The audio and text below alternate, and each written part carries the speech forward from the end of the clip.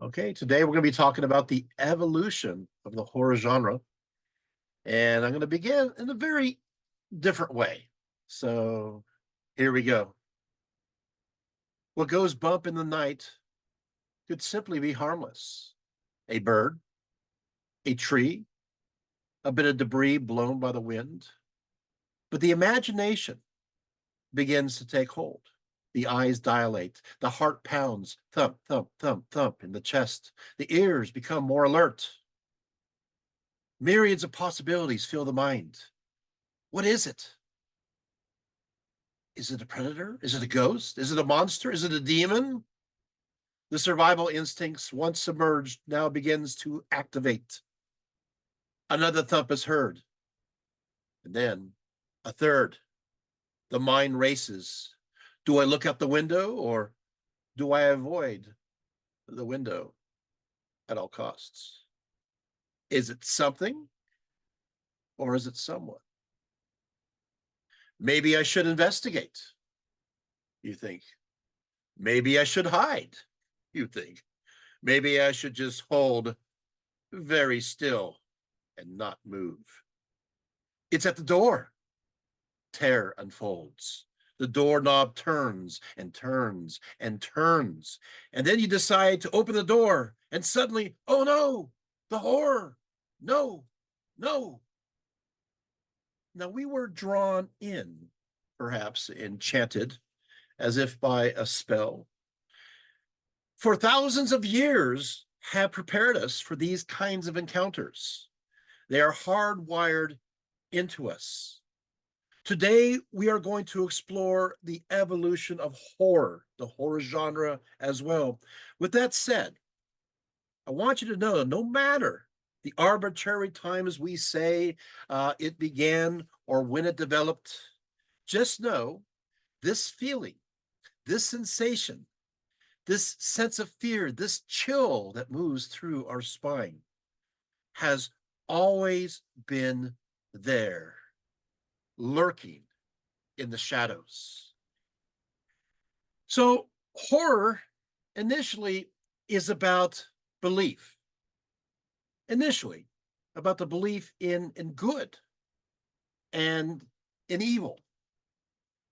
Leo Braudy, in his Haunted States, to appreciate any genre, whether it be horror, detective, science fiction, or romance, requires a belief in its basic formal and storytelling elements. If you don't think people dancing in the streets is realistic, forget musicals, right? If you don't think heroes can be battered unmercifully and then bounce back to win the day, well, forget action movies. But of course, horror is different, right? Now, as a cautionary comment, before we tread further into this topic, for many, the horror genre is not their cup of tea. And that's perfectly all right, of course. For others, well, they are true believers. And that's great too. But it must be articulated that just because one does not enjoy horror does not mean it is devoid of meaning or that it's not important. Horror historically has shaped us profoundly. This talk will acknowledge this debt. But at the core of horror is a question of belief that goes much deeper. It is a belief, if only for a moment, in the existence of maybe, perhaps, could be evil and the possibility of, well, good and their eternal combat that goes back and forth. Such dualistic thinking stretches back to the battle we find between the forces of light and the forces of darkness that we find in Zoroastrianism or in apocalyptic Judaism. So often in horror, although not always, you know what you are against, and that which you are against has a motive, a strategy, and so hopefully can be defeated. It's not simply random chance cause, no, because something like that is difficult to fight.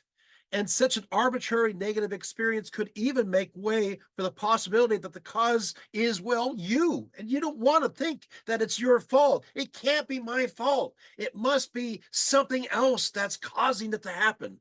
By placing the label of evil upon it, complete with its expected accompaniment of nefarious motives and vicious attacks, you now have something to oppose. And it's not your fault any longer. It's its fault. And it's, well, it's evil. And by making it evil, by deduction, your side becomes, guess what? It becomes good. It becomes, well, the moral high ground. Now, we must understand that expectations shape feelings into emotions that can have a physical effect. And the more those expectations are widespread in a culture, the less able the individual is to be able to resist them. Typically, each culture and religion inherently has nurtured a set of expectations based on, well, do's and don'ts, taboos, and other baggage. It is the evil you know and believe in that is the greatest threat. Hence, often what scares someone within one culture or religion has less impact on those who have never learned about these expectations outside of it. For those who do believe in whatever evil is formed by their expectations, the result is not confined to one's mind. It goes to one's body as well. Horror taps into our emotions, releases them, exploits them, and opens up pathways to the irrational self, the instinctual self triggered by fight, flight, and freeze. We will suddenly take a ride upon adrenaline and cortisol as your heart begins to race and your blood pressure rises. But one of the greatest fears that we have is the fear of death. Although sometimes public speaking gets number one. Okay.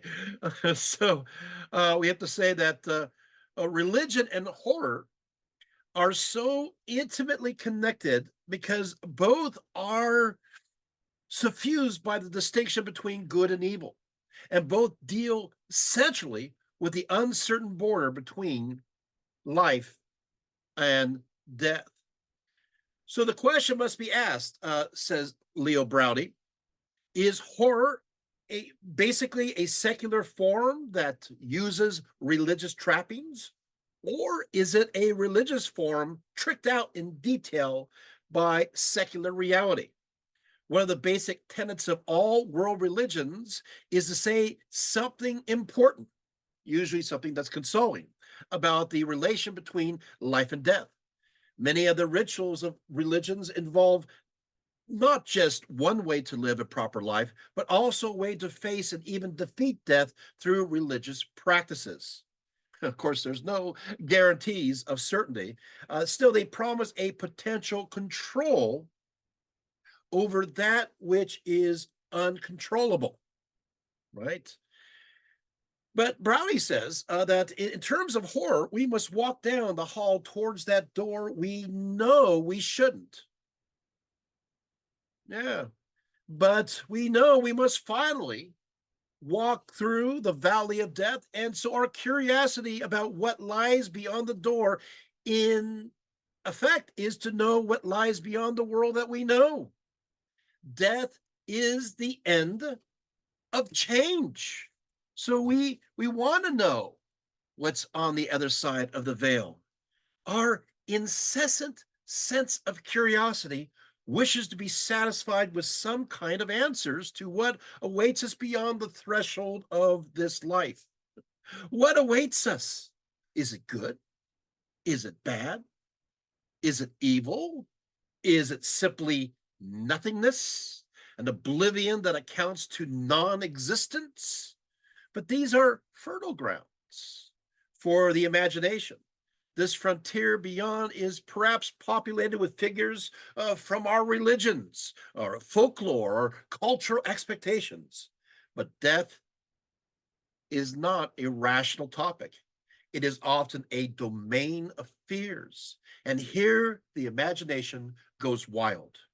How do we deal with such thoughts?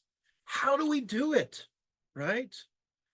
So, like the rituals of religion, the repetitions of the horror literature and film are, in many ways, Browley mentions this too, a mantra against death. It is one way that we control our fears. It's like prayers, right? Connected to these basic beliefs or rituals that we go through over and over again, repeat, and it gives us, by watching it vicariously there on the screen or on the page, it enables us to experience it without really experiencing it. And so there's a sense of satisfaction to our curiosity that something has happened. The horror genre, by involving oneself within its framework, can act as a coping mechanism. While it may initially wave the flames of fear that permeates, of course, through the body, it can also act as a form of catharsis, purifying us through this experience. Ultimately, it's not only about death, horror, it's about fear. To a great extent, there is a fear axis in religion that we see in various plots of a horror novel as well as the movies. If you believe, you will be afraid, just as you maybe fear God, is a frequent religious formula. By this logic, it seems if you don't believe, you will not be afraid. But you know,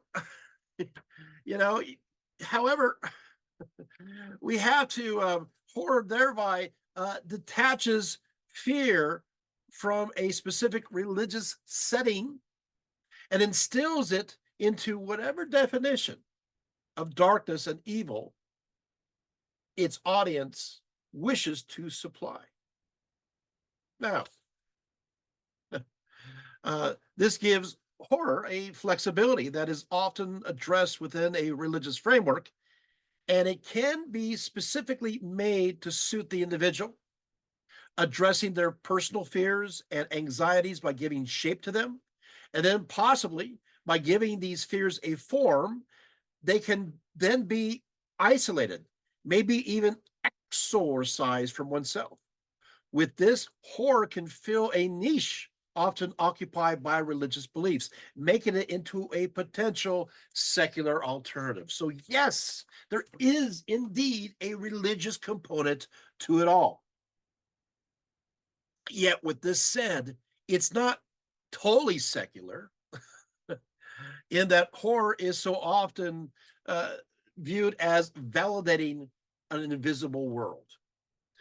Browdy says, and the worldviews of horror and religion also coincide, meeting in the assumption that there is an invisible spiritual world that parallels, underlies, and infuses the visible physical world. For religions, that world of spirit might contain angels, it may contain demons, but in horror, it tends to be a little darker. It is the Mr. Hyde more than the Dr. Jekyll.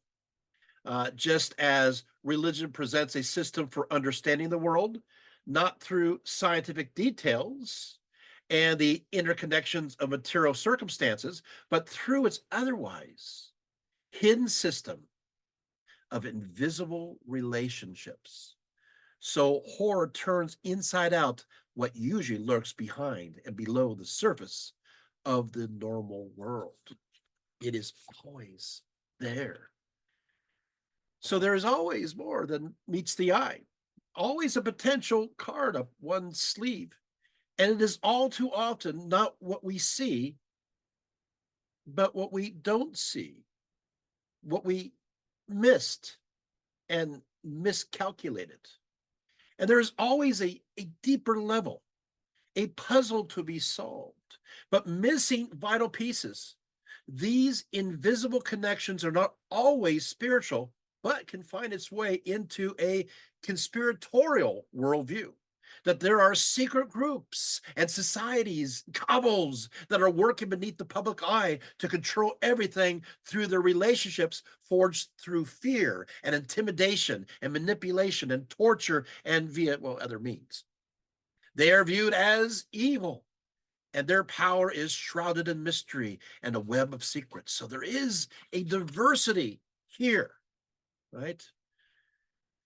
Browdy also notes, he says, in a novel, in a novel like Lewis's The Monk, we began in a superficial social reality and gradually penetrate into the catacombs and dungeons that lie beneath.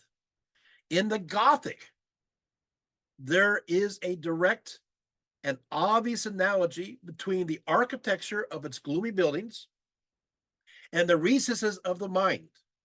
Secret passageways behind the walls, those trapdoors that open abruptly and throw the unwary down into the depths, paintings behind whose seemingly flat surfaces a shadowy world lurks. Stories like these bridge the gap between private fears and public fears, just as fiction itself in whatever form, literature, drama, and film. It's seemingly in the public space that knits together what is day lit and public with that which is dark and private. Oh, by the way, some answer with Browdy. So Leo Browdy is one of the top scholars in the realm of horror genre. And so he writes a book called The Haunted, which, by the way, is a cornerstone work that I use in my course that I teach at Cal Poly. That's called Demons and the Undead and the Monstrous Other. And so I've forced my students to go through this book chapter by chapter. So I highly recommend it. That's a plug for good Leo there. Okay. So moving right along. Okay. In such tales, what is underneath, what is invisible becomes to the surface. The reader or viewer is tumbled into whatever darkness he or she feared might be true of the world. While that we knew for sure everything was solid and stable, now suddenly vanishes, he says, into a ghostly vapor. Now I continue. This is me now. With this movement of private space into public space via the conduit of the horror genre, if we are attracted to the private fears as they are exposed, our private fears will also rise to the surface and become public fears, making what we fear open and vulnerable to those around us. We become exposed. You're watching a movie. It's a horror movie. It scares you right down to your toes, right? And you don't know why. And all of a sudden, something that you thought was private or you didn't even know was there rises to the surface. And so it does go from the realm of that which is private into the realm of the public. It's exposed. It's the great reveal.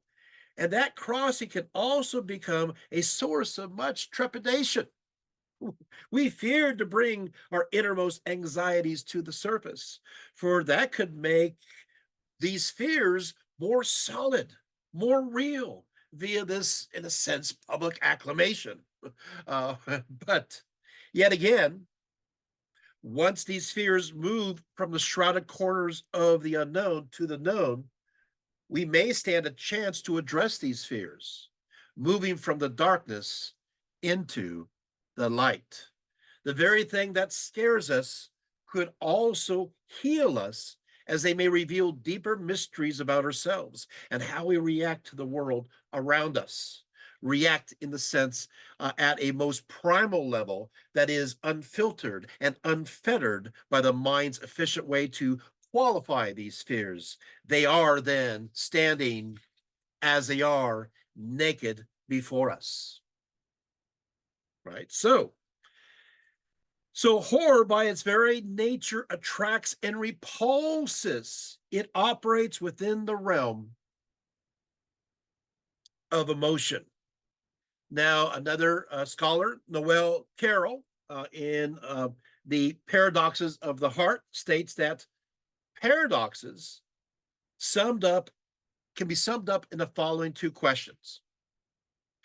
How can anyone be frightened by what they know does not exist?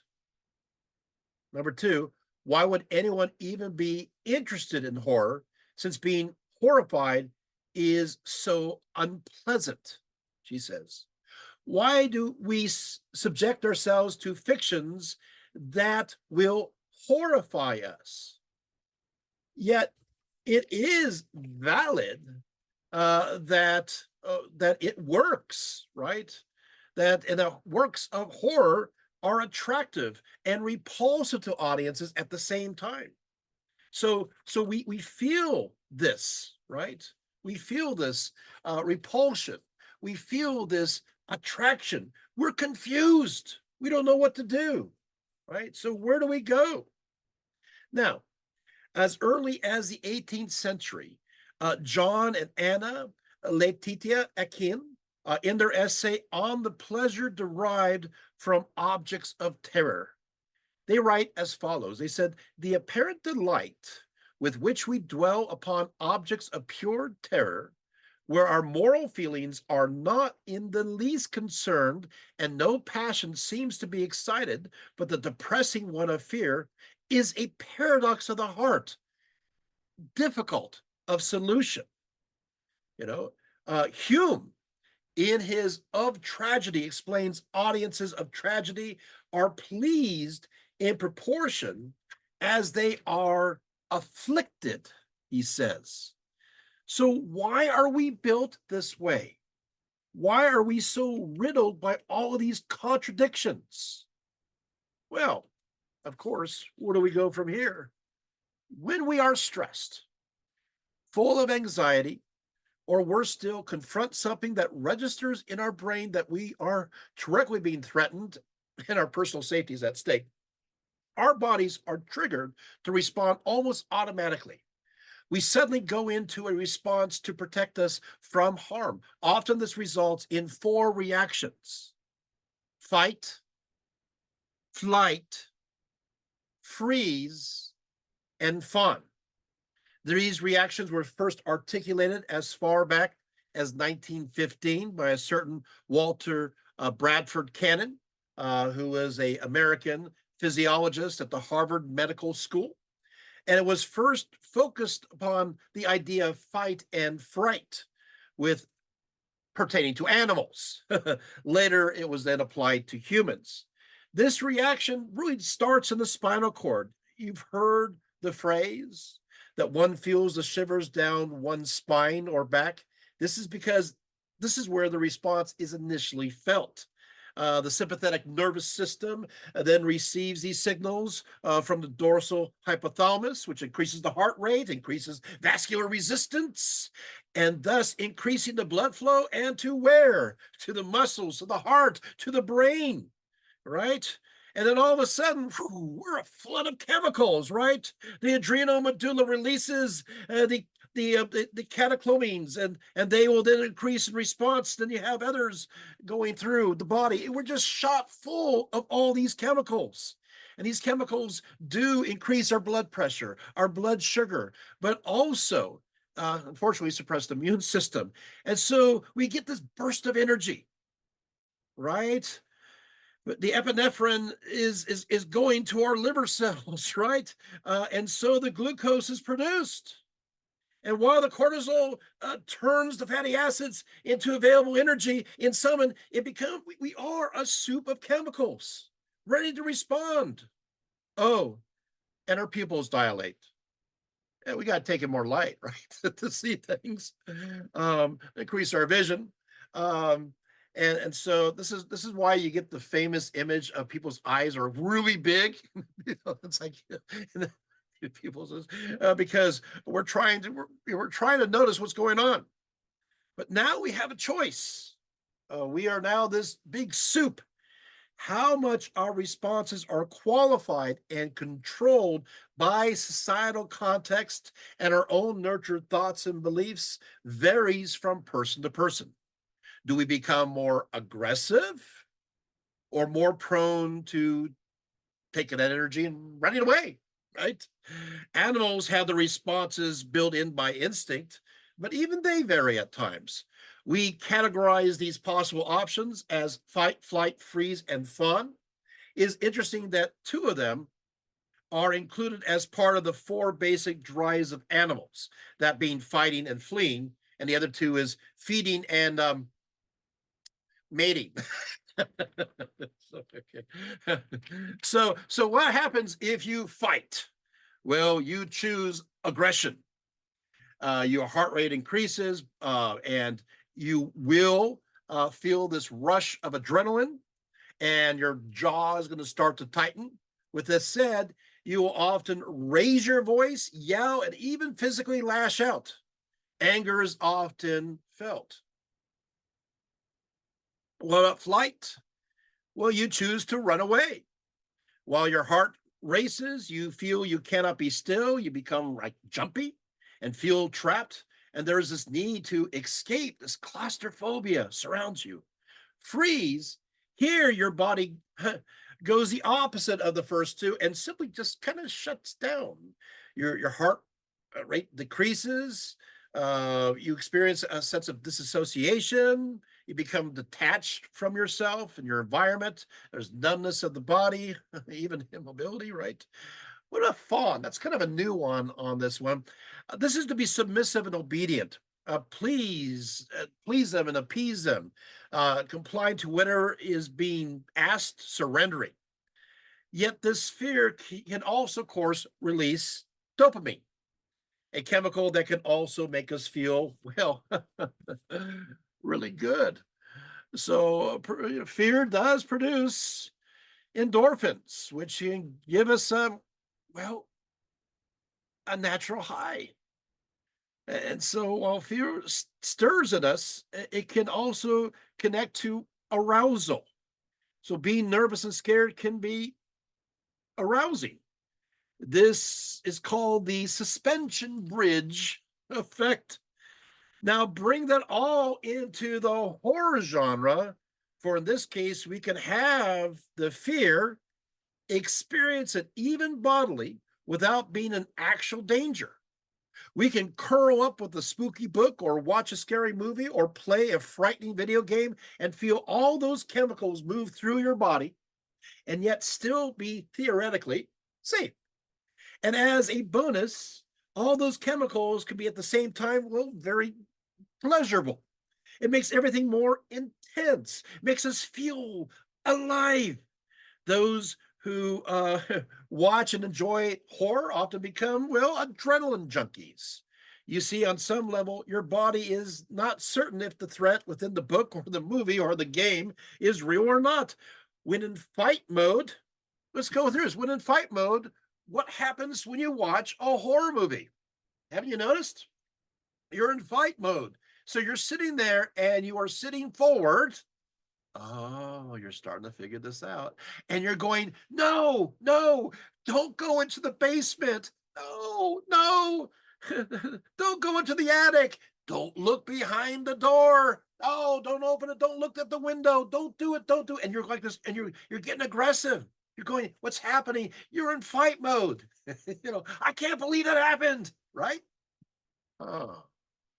Well, what about flight mode? Well, flight mode is like this. Oh, I can't look. Oh, oh, I can't. No, no, no, no. I can't. I don't want to see it. Oh, no. Oh, I can't watch this part. Oh, no, no. Oh, I got. Can I? I'm gonna leave the room for a moment. I just can't handle it. No, I just can't leave the room. Flight mode. What about the freeze mode? We all know that one.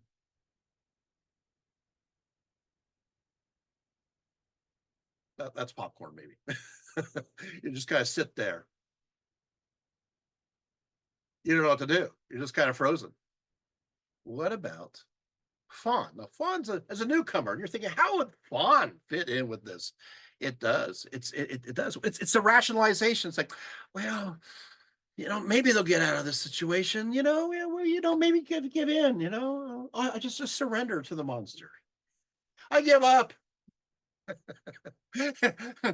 I'll try to please you. I'll become the monster. Okay, so you get the idea.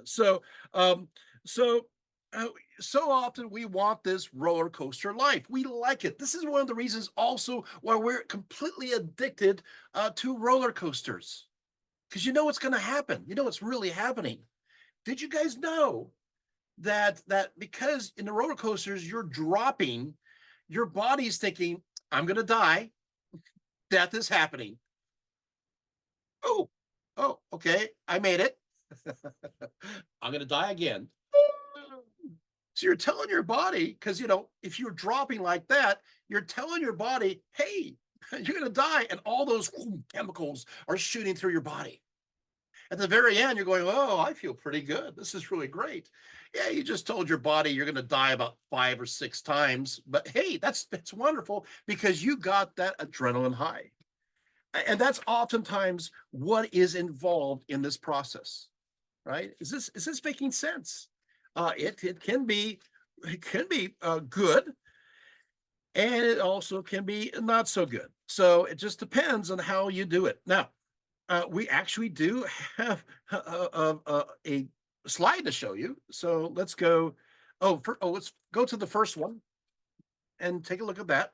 So we're moving on to Rudolf Otto and the idea of the holy. You see, in fact, what will happen here is that there is a connection between horror and the religious experience. Horror may connect to instinctual feelings, especially in terms of what is lacking or denied in a materialistic or positivist culture. So, in fact, the experience of supernatural horror in the arts is frequently uh, made an analogy towards religious experience.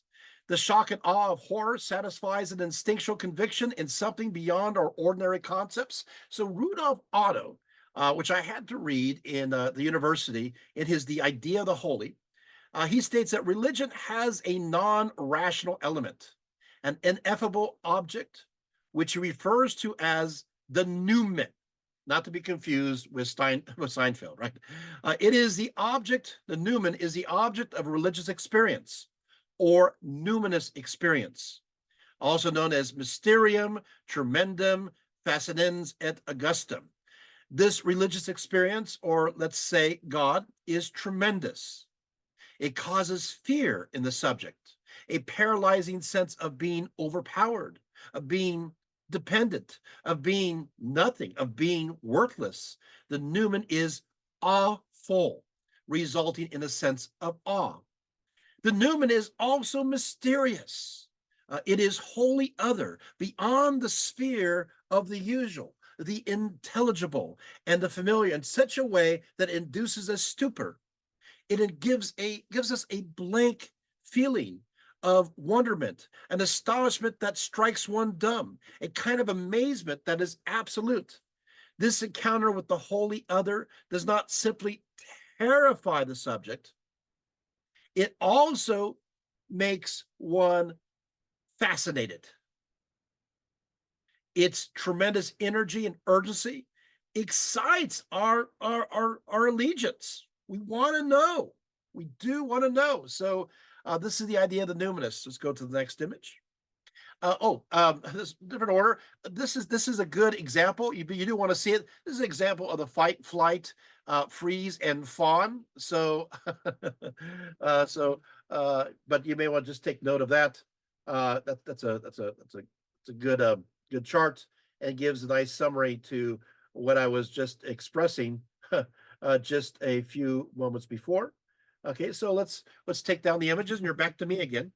So, okay, so horror also connects to this sense of exhilaration, to a heightened emotional state. So now, certain thrills and chills were commonplace to our cave dwelling ancestors, but they are rare in this era now. And so some have surmised that we feel this lack of constantly having our adrenaline move up because we're living in a safer world, believe it or not. There's not a predator hidden around the next corner. So what happens is that this habitual aspect of reaction has gone not dormant, but it's gone a little sleepy. And but still, it's part of our biological makeup to feel these kind of feelings. This was part of our survival. This is why we've evolved to be where we are today. This is why we exist, is the fact that we are able to face these fears and react in enough time to, well, skedaddle from the saber-toothed tiger that wants to consume us, right? Or the angry bear, right? We have developed this means of doing so, right? And so what's happened is that in many ways, the sensation is repressed, right? So that's another reason that horror is interesting, is because it connects to ideas related to power. Have you noticed? These are horrific beings. They're like demons or deities, right? But they attract us with their power. They give us a sense of awe, and that sense of awe, of course, see Otto, right before, gives us a sense of the numinous. It does move through us. It terrifies us, but at the same time, it also gives us a sense of life, right? So there you have it. Okay, so um, other bits and pieces. I hope you're getting the nice introduction here. Um, of course, there's also the question of monsters. Yes, so monsters are one of the most ancient of fears. So let's dive into it. So, of course, we see monsters throughout the horror genre, right? Um, so they are sometimes connected to the realm of unthought, but let's go there. So there is another scholar. His name is Cohen, and we're going to go over the Cohen thesis of what a monster is, and I'll of course go through the meanings of this. And this, of course, taps right in to the horror genre. So a monster body is a cultural body. So the monster is born only at a metaphoric crossroads. It is an embodiment of certain cultural moments of a time, of a feeling, of a place. So this body encompasses the fears and anxieties of that time and that place and that culture, yet also incorporates our desires and fantasies too. So in a sense, the monster is pure culture. It is pure culture. You want to understand the various cultures over a period of time? A good way of doing it is seeing and studying their monsters. Examine them, because they are the embodiment of their fears.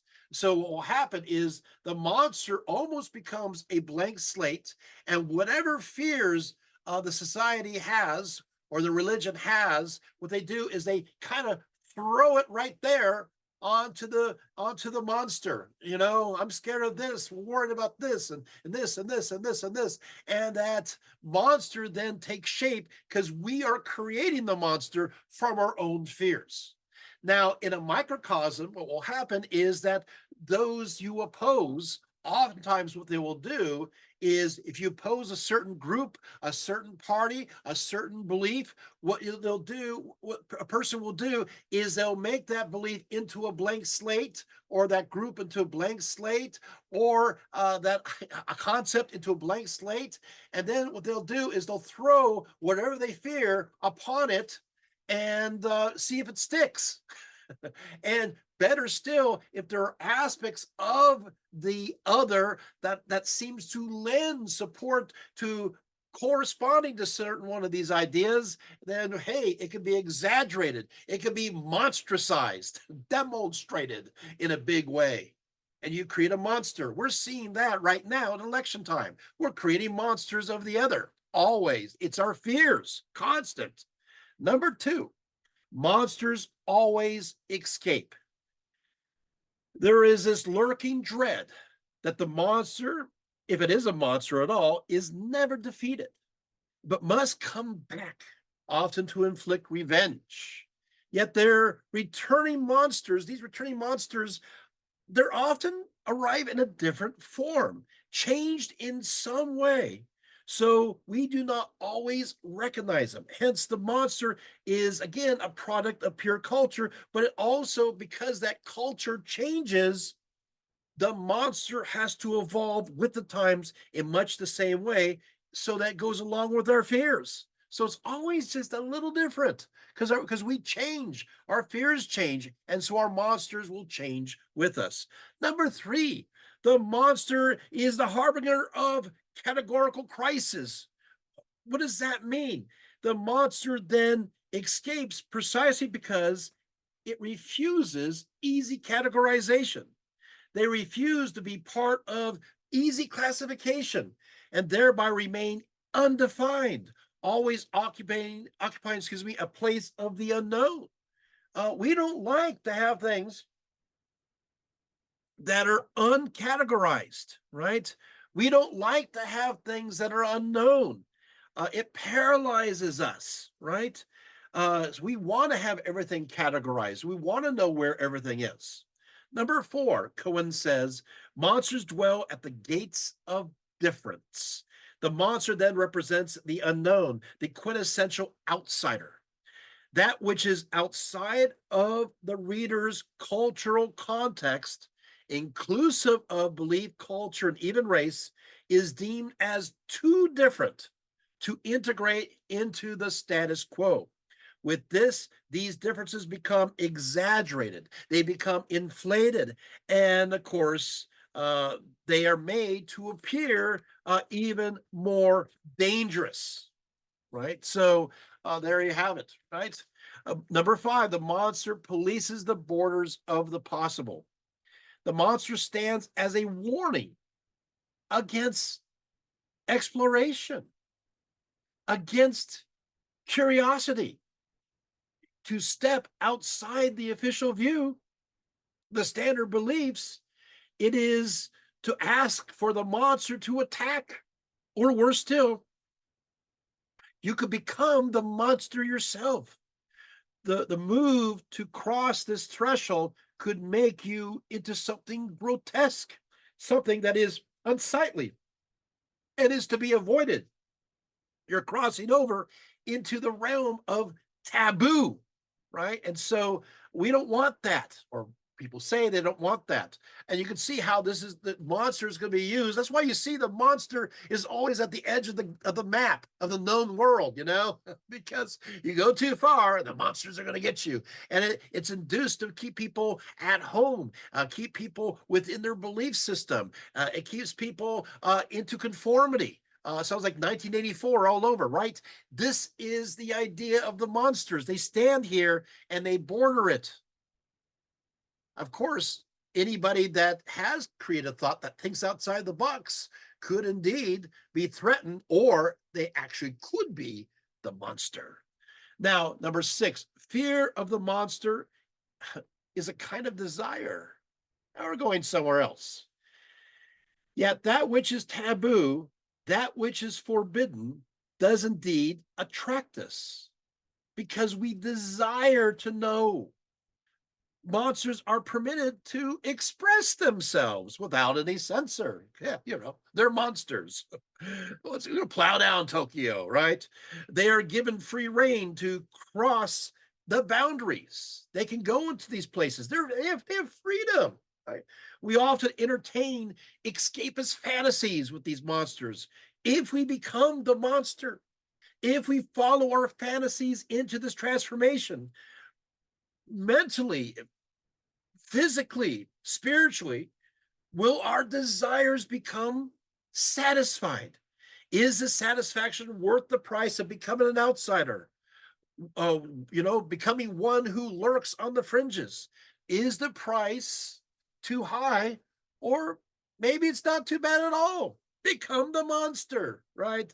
And of course, number seven, the monster stands at the threshold of becoming.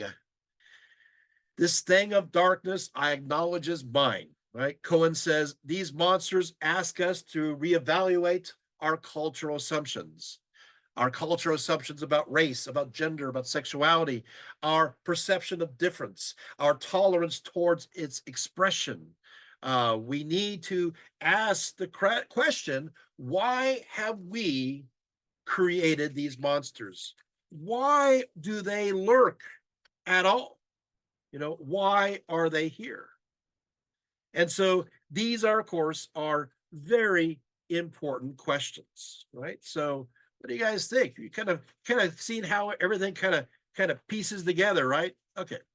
So I'm flipping through these monster of pages here, and let's go into more of the background. I think you're understanding more about the horror genre than you'd expected, but let's go into prehistory.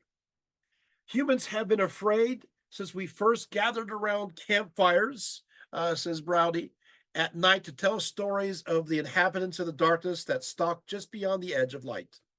And some have theorized that fear of the dark, say its vestige of the cavemen's fears of lurking predators, is what first initiated this idea. So, in the tale of terror, whatever form it takes, we are pulled down the hallway to a door we don't wish to open, to see what we have been warned not to see. Curiosity and dread pulls us back and forth until curiosity finally wins. We search out the monstrous in hopes that it won't find us unawares.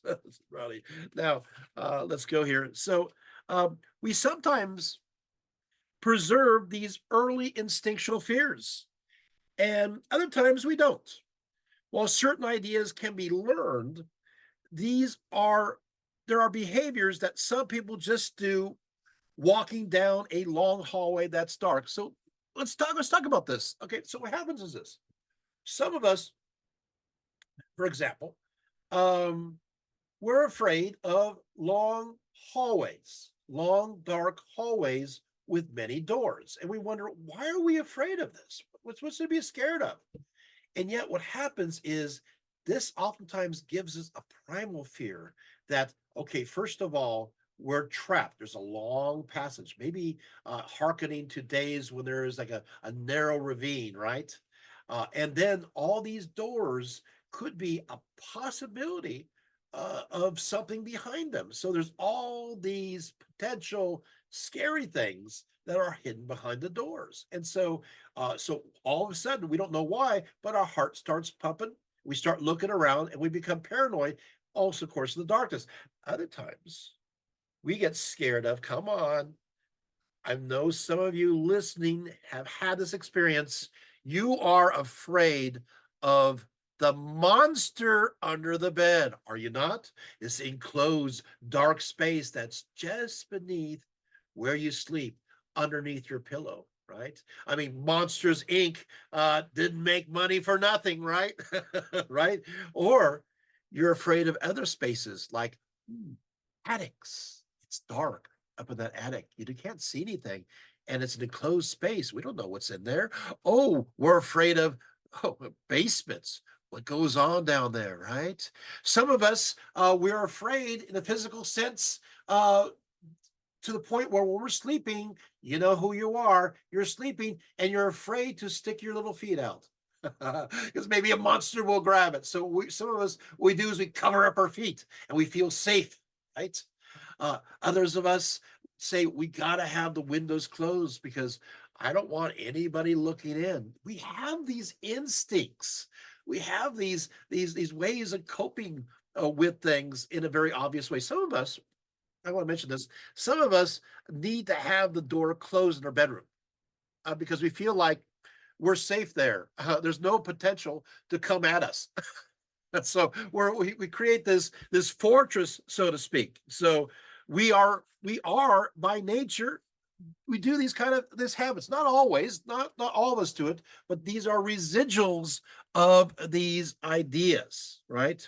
So fear in antiquity and in the Middle Ages goes into the idea that, well, as civilization develops and knowledge of the physical world expands, the monsters are pushed further back into the periphery, along with the Amazons, right?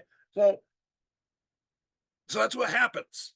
So even though, of course, you have at times at the blank spaces on old maps where, you have what says, "Here lie dragons."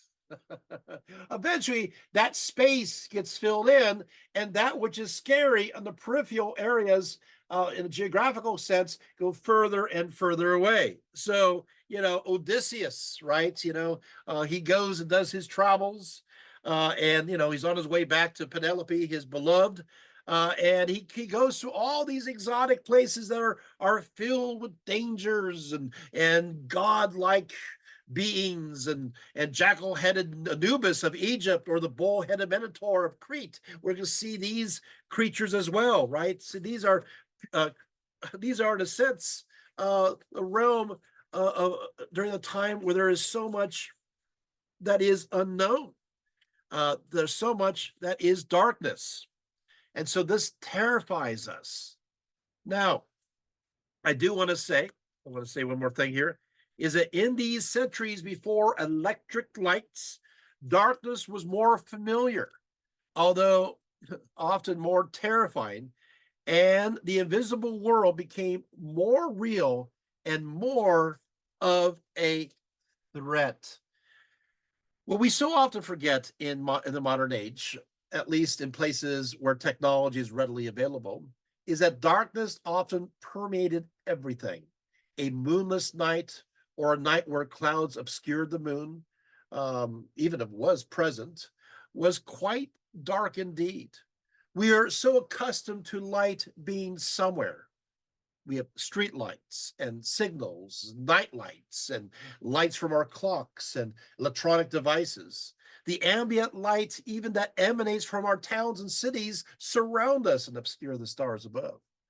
But what of total darkness, where to create light, you have to ignite a fire in a hearth, or on a torch, or within a lamp?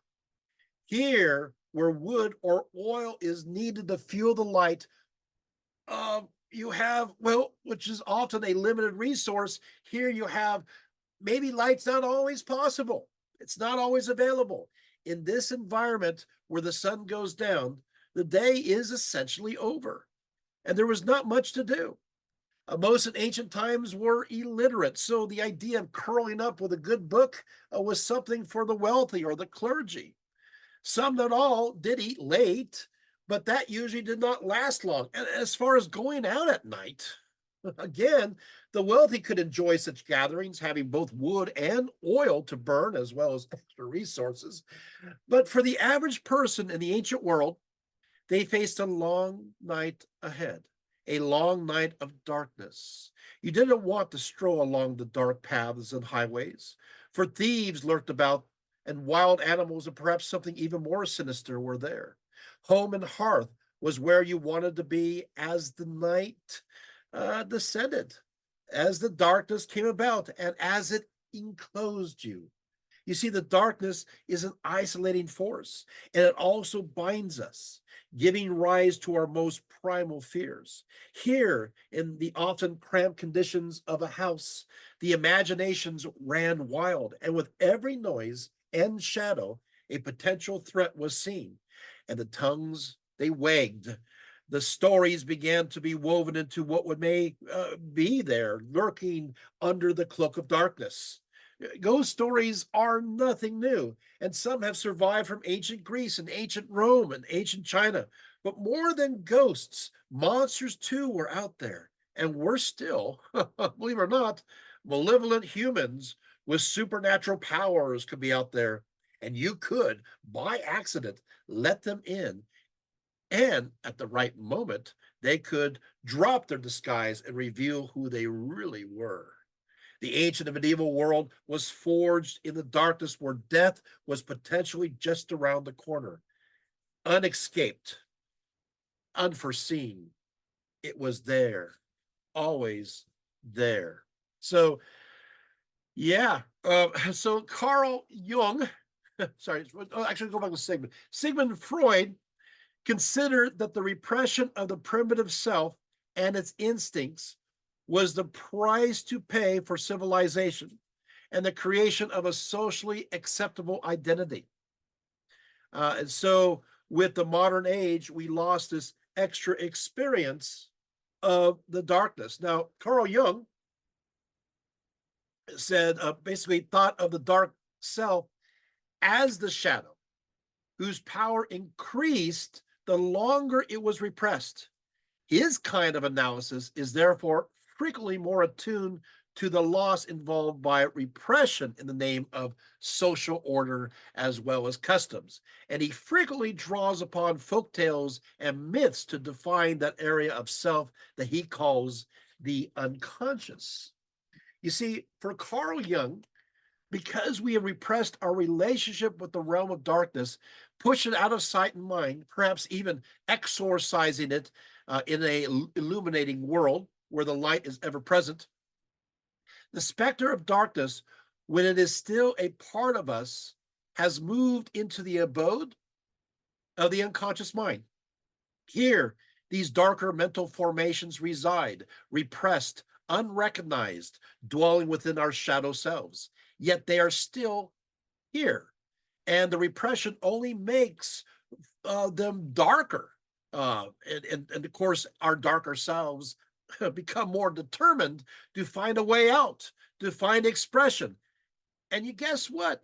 Channels are found, uh, places and spaces where that which is hidden can find validation. A dark tale is heard, the curiosity flickers, the mind stirs. Somewhere deep in the subconscious, there is identification. Something resonates. We relate, we understand it, and we wish to hear more. In fact, we need to hear more. These ideas are repressed by entire societies, moving into the collective unconscious as archetypes, moving into the collective unconscious as monsters ready to escape. The more we then that then repress into these ideas that are within our shrouded selves, the more the pressure is to have these ideas released. At least that's what Carl Jung believes. So, what about the first um, more formal articulation of what will evolve into horror?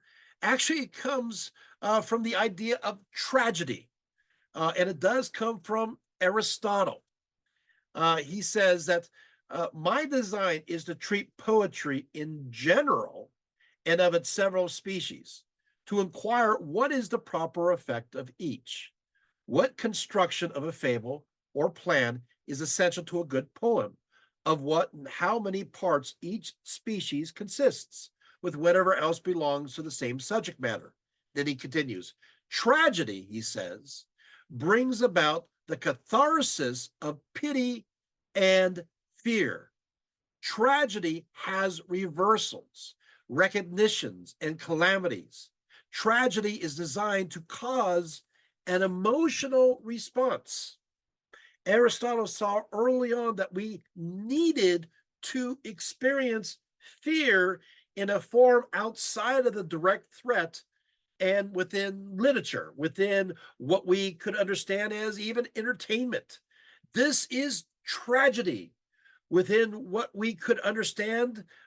This idea is also inclusive of what is depicted on the stage as tragedy by the Greeks and later the Romans. We need this to achieve catharsis, to purify ourselves of these emotions by recognizing them, realizing them in thought and feeling, and then releasing them.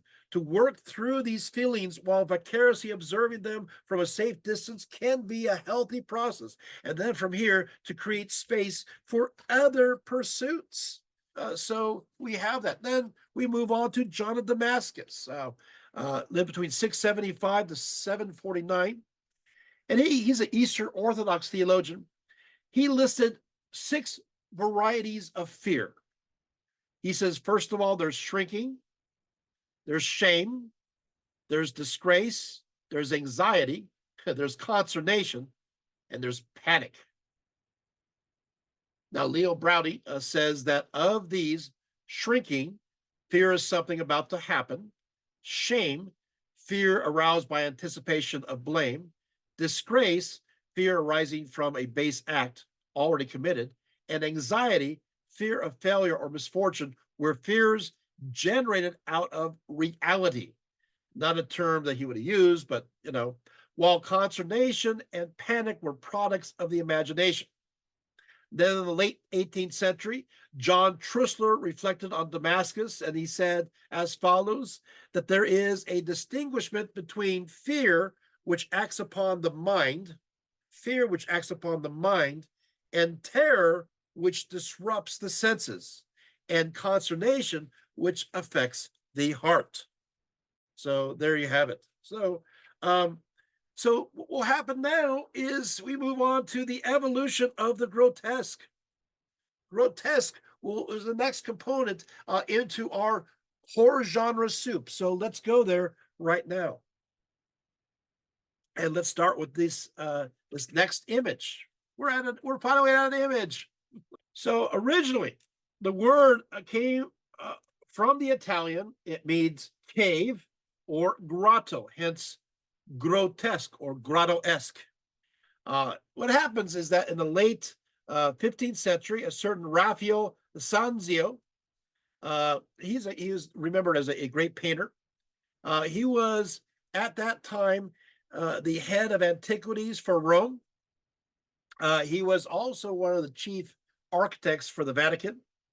And they discovered something near the Roman Forum. They discovered Nero's Domus Aurea, or his golden house.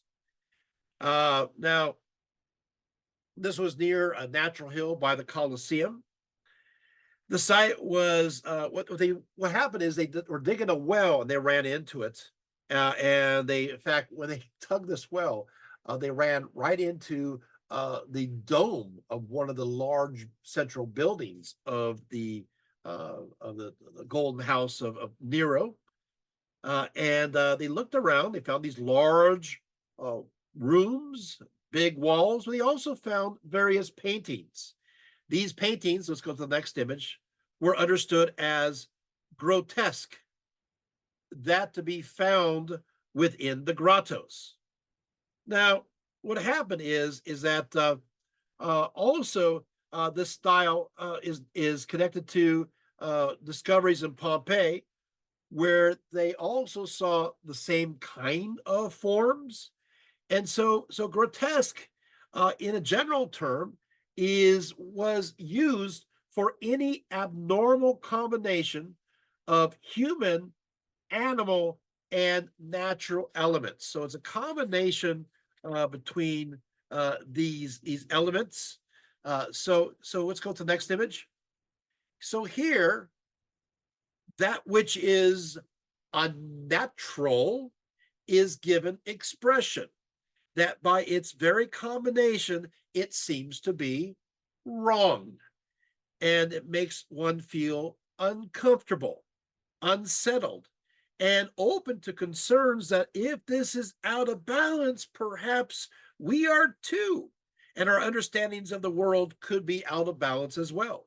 These combinations may even emotionally upset us, turn our stomachs, but they will also make you think. Let's go to the next image. It'll make us think about what they are about, right? Good. Okay, so thank you for showing that. That's perfect. So we do have this, right? And later on, the term is also combined with arabesque, which describes fantastic Moorish designs, although it's without the animal-human combination form. Edgar Allan Poe, by the way, in some of his unpublished stories, actually, one single volume, he called it The Tales of the Grotesque and the Arabesque. So it's the idea that it's a combination of something that is startling and is titillating, and it is mysterious, but it is by its very form alarming. It's a problem, right? So we now move into the early modern era. Now, as we arrive to the time of the Reformation, the Counter Reformation of the mid 16th century, there seems to be this new context, and there seems to be this focus upon the destruction of, well, on one side the Catholics, on the other side the Protestants, and these ideas seem to be so much part of society at that time. Not that the earlier centuries, such as the 14th century, excuse me, with its 100-Year War between France and England and the bubonic plague, were times of harmony. But with this said, because we're creating now the context directly of horror, with that said, at least in religion, most areas of the Western Europe outside of Spain were nominally Catholic. I mean, you had various opposers like the Waldensians and the Cathars in the south of France, as well as the crushing Inquisition as a response. But on average, the common person said that there was just one Church of Rome, one Eucharist, and, well, in some cases, well, oftentimes, one God, at least in public. The enemies were from without in this earlier period and not within, with some major exceptions. With the focus then on the Crusades, on fighting Islam, both in the Holy Land and the Reconquista of Spain. But by the 1400s, the Crusades were greatly diminished in the Eastern Mediterranean, and by 1492, the conquest of Spain for Christendom was almost complete. The Reformation, this Reformation period of time was different, with Western Europe now split on the basis of religious beliefs rather than simply politics as usual. And that is an important distinction. You see, you have two major opposing teams, and since it was religion, you could impose upon it a good versus evil scenario. So therefore, the devil was on whatever side that you were opposing. And therefore, those working on that side were the devil's minions, right? So this is how things go. All religions were being questioned, and the power of evil seemed more all consuming than ever before. Just as medieval Christianity had redefined the gods of the old religions of Northern Europe, Odin, Thor, Freya, as fiends and demons, many Protestants considered Catholics to be the spawn of Satan, and Catholics often returned the favor. In essence, what had been in the more monolithic world of medieval Catholicism, a difficult but practical commerce between the world of material reality and the world of the intangible spirit, became instead a polarized opposition in which Catholics and Protestants competed as experts of the invisible world of faith. And so you have this here. So the invisible world brought us back to our fears in monsters lurking in the dark. And as a result, we spun new stories using old mythologies and gave them form in pamphlets and broadsides and in books. The invention of the printing press had already made such materials available to wider audiences. But now in the 16th century, the presses ran hot with such stories that fueled the popular imagination, but also created a propaganda against the opposing side. They were not merely evil, working with the devil. They were indeed the monsters. So beware, right? So for the Elizabethan royalists like Edmund Spencer, the monster may be called Archimago, the Catholic master of false appearances. For a nonconformist Protestant allegorist like John Bunyan, the monster might be the giant Despair, who lives in Doubting Castle, lying in wait to catch a wandering Christian as he strays away from the faith. So let's get to the next image. And while the independent Protestant John Milton, so next image, in his epic Paradise Lost, described the mythic monsters and gods of paganism as warped and distorted perceptions of an undying Christian truth. He also says it is often easy enough to find that these monsters have always been with us. In the era of the Enlightenment and the Industrial Revolution, uh, when reason was being invoked to clarify and solve human social problems, and people look around and thought that, well, they saw that life has changed, all of a sudden, people were afraid of this change. Let's go to the next image.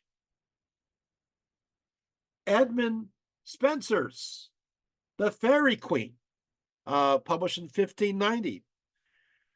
Now, in this poem, a dragon in its allegory is identified as Satan, and it is terrorizing the kingdom of Eden and threatening the king's daughter, Una, who represents the singleness of divine truth.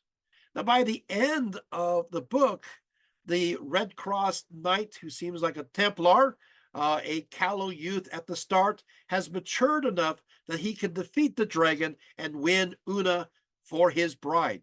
But as the villagers and the court came out of their hiding places to celebrate Red Cross's victory, one wiser person warns others that the seemingly dead and defeated dragon may still be alive, or that inside it there are still other dragons waiting to be born. Meanwhile, another person points out that the dragon's eyes are, well, are open. The point is clear. Evil can never be totally and finally defeated. The battle may be won, but not necessarily the war. So let's see me for a few seconds. Now, of course, the dragon archetype is common throughout the world, and especially within the within the Indo-European guise, this dragon is often viewed as evil. Now, I do recognize that other cultures do not. We see this in China and other places. I'm just talking about the Indo-European context. So whether Indra, who, by the way, Indra in India is connected to the Vedas, which is Indo-European. So Indra fights the dragon who guards the monsoon rains. The Hittite Tarhunas fights the dragon Ilyankas, who also guards the treasure. And then, of course, you have Thor, who fights the great serpent of Middle Earth. So, this archetype is everywhere. We see this also in the idea of knights fighting the dragon who is guarding a treasure or a maiden. This is common. But for Spenser, unfortunately, he has another agenda for his story. You see, he was Lord Deputy of Ireland. He had the mission of reducing, he says, that savage nation to better government and civility. Yikes. So Spenser was a part of those who were imposing English rule upon Ireland and dealing with Irish rebellions, which were thought as barbarous. So this is the reason behind his story. This conflict and perception then informed his narrative, with the English as the knight and the Irish as the dragon. Here, real life fears influenced this tale, as real life events and wars would later influence Gothic and the horror genre and literature in general, and moving on, of course, into movies. So let's go to the next image. So, what's the epicenter that really shook us into the horror genre? It was the great earthquake of Lisbon. It happened on November 1st, 1755. There was an enormous earthquake, as well as a tsunami. It destroyed most of Lisbon, Portugal. Between 10,000 to 100,000 were killed. This is the third largest earthquake ever to hit a city, ranging around 9.0. And of course, the news spread quickly because, well, we had the development of the newspaper. So it reached everyone in an immediate sense. So there was no delay. Newspapers are around. We're getting this right away. Now, here's a problem. Next image. Problem is, the earthquake did not make sense for many Catholics. You see, Lisbon was considered a very pious city. It was one of the centers for the Jesuit order. And when did this happen? This devastation happened on November 1st, All Saints Day, and it happened while everyone was in church, or most everyone was in church, and with the roofs of these buildings collapsing upon them. So they were in mass. They were worshiping God when this earthquake struck and the churches collapsed upon them. Many innocent civilian lives were lost. However, there was one part of the city that only suffered minor damage, and most of it was preserved. That part of the city was the red light district. You can imagine what the reactions are. It's like, wait, the holy city of Lisbon is destroyed by an earthquake. The pious are in the churches and they're praying to God, and all of a sudden the ceiling comes collapsing upon them. They all die, they're wiped out. And who are the ones who survive? Those in the red light district? God decided to preserve them? Well, you can see many began at this moment in 1755 to question God, because it forcefully implied the possibility that perhaps God is not all good. Or if he's good, then perhaps his power is limited. Or maybe the purpose uh, for the world included death and destruction, even to those who are pious and believing Christians. Many rationalized various ideas. The Jesuits asserted that even though many were innocent, the disaster was proof that, well, it's because others were guilty that were amongst them. So they died because maybe their neighbor wasn't so innocent as they thought. Protestants, of course, you say we're going with this one, view this disaster as judgment of God against not only the Jesuits and the Inquisition, especially those in the Netherlands, and but also, of course, that saying that the Catholics are wrong, that God is on the side of the Protestants, not the Catholics. Voltaire viewed this as proof of the lie of all religions. The Portuguese often saw it as proof of God's disapproval over their weak ruler, Jose the First, and maybe their difficulties with the British. So maybe this was a Job-like test for their righteousness. Go to the next image. Many scientists saw this disaster as proof of how nature operates contrary to human expectations, right? And so, in many cases, it elevated a sort of Gnostic-like duality because it is material and not under God. So, therefore, it must be, it fell because it's under like a demiurge, like under the realm, the material realm of the devil. That's why, because God was more spirit, you know? So people became dualistic, or they stopped believing altogether. Yet this occurred. So thank you for showing those images. This occurred during the Enlightenment, at a time of the revolutionary uprisings that said that we had a great future ahead, that the reason was going to change the world. that the specter of the monstrous harkened back to a gloomy past. Magic and alchemy no longer meant anything. No, we're envisioning utopias, a humanity marked by ideals of progress and of occupations centered upon the mind, of knowledge and of wisdom. So, how can this be? So there seems to be this other kind of focus. So, right. But and then of course there is a new kind of spirituality that's spreading, and that's called deism, right? So deism is spreading, but horror supplied an alternative history, and fear promised a new commitment to faith for individuals who seem adrift in this new positivist like world where personal identity was more obvious out of their control than ever before. People don't like change, even if it seems like it's positive change. They don't want it to happen, and so they were unmoored. They're attracted to their own fears. They want that back, and if suppressed, in an age of reason, the irrational rose to the surface throughout Western Europe.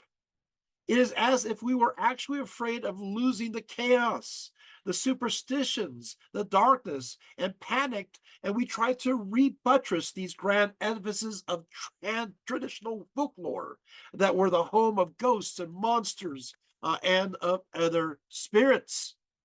So, so there you have it. In Germany and in England, of course, there is this feeling of let's go back to the Middle Ages and the realm of the picturesque.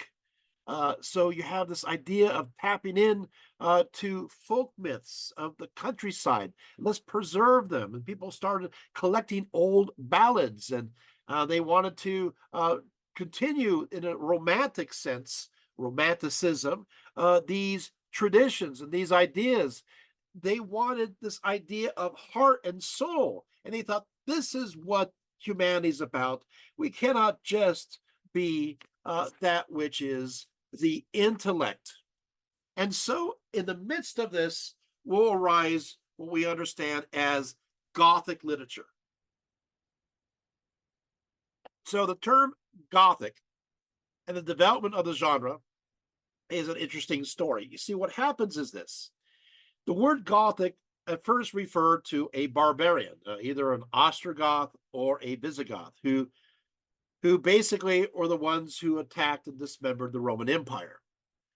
Then, when it goes into its adjectival form, the word is officially it described the medieval cathedrals that in the 17th century were just starting to be looked at with some interest, although they were usually considered barbaric and crude. Browley says their gloomy interiors and haunted corridors were redolent of the medieval Catholicism. Protestant reformers across Europe, in a similar way, preached that any image purporting to show the invisible world in general and the divine in particular were to be demolished as objects of idolatry.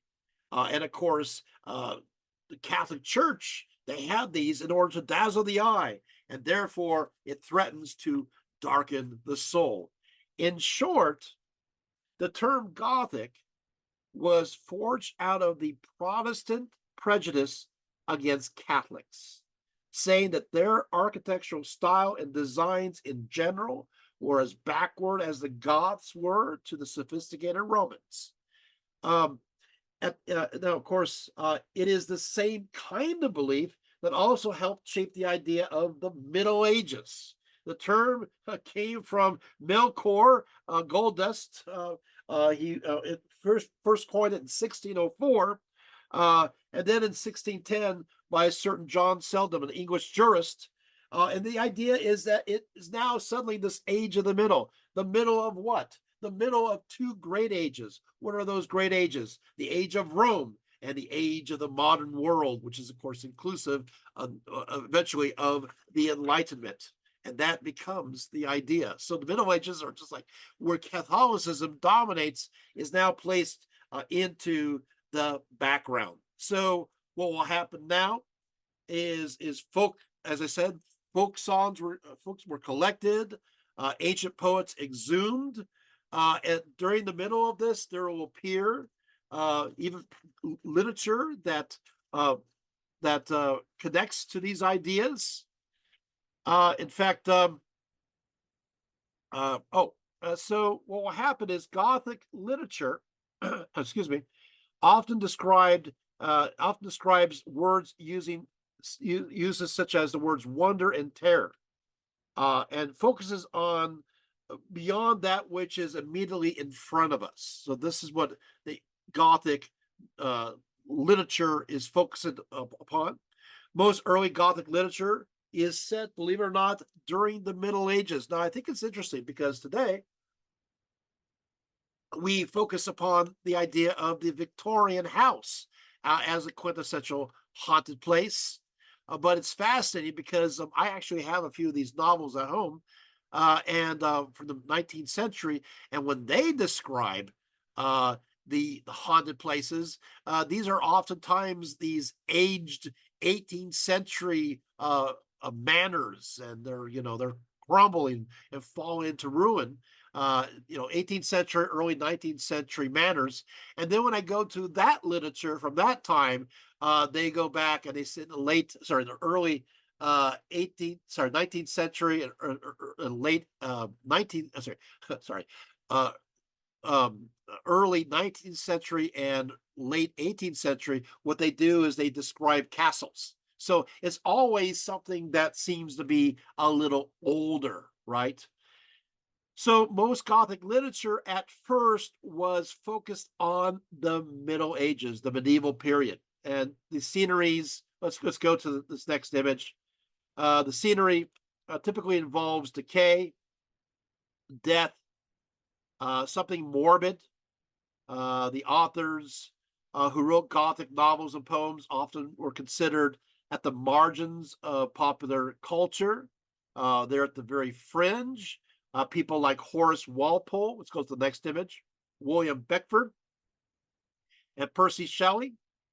So these are those who are at the edge, who are at the periphery, those who are focused upon this literature were those who are outcasts. They hung around cemeteries. They talked about dark topics. They investigated the occult. They were lived a life that was considered at times suspicious. So, yeah. Okay, so thank you for showing that. Now, we now get to a more of a straight definition of Gothic literature, and that comes from Montague Summers. Now, Montague Summers puts together a fourfold classification of what Gothic is. I mean, we're right now heart and center of what we're supposed to be talking about. Now, but who is Montague Summers? Well, he lived between 1880 to 1948. He was an English author, he was a clergyman, and he was an occultist. He's viewed as quite eccentric himself. He believed in many kinds of beings. In fact, he really did believe in the existence, for example, of vampires and werewolves. He also delved into Satanism, saying he attended black masses in Bruges and Brighton and in London. Well, we believe Brighton, just joking. Uh, he also converted to Catholicism around 1909, and then he presented himself as a Catholic priest. But we can't find any evidence that he ever was a Catholic priest or he was ordained, but he just simply started acting like one, and people just believed him. So, hey, maybe he was, maybe he wasn't.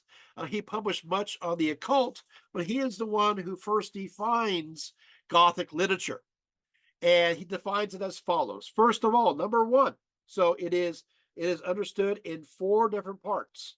Number one is he describes as historic Gothic. This is a tale set in the imagined past. So historic Gothic is a tale set in the imagined past. It does not have the suggestion of any supernatural events. So it's an imagined past. It goes back into a romantic era, but there's nothing supernatural going on. That is historic Gothic. Number two, you have what is called natural or explained Gothic. Natural or explained Gothic. This introduces what appears to be supernatural phenomena, but then provides rational reasons for why this phenomena is actually occurring. An example with that would be like Anne Radcliffe's Mysteries of Udolpho, published in 1794. Basically, it appears to be supernatural, but then, of course, it's deducted that it's not. So this would be like Scooby Doo, right? It's always a mystery. Ooh, there's a ghost. There's a ghost. Oh no!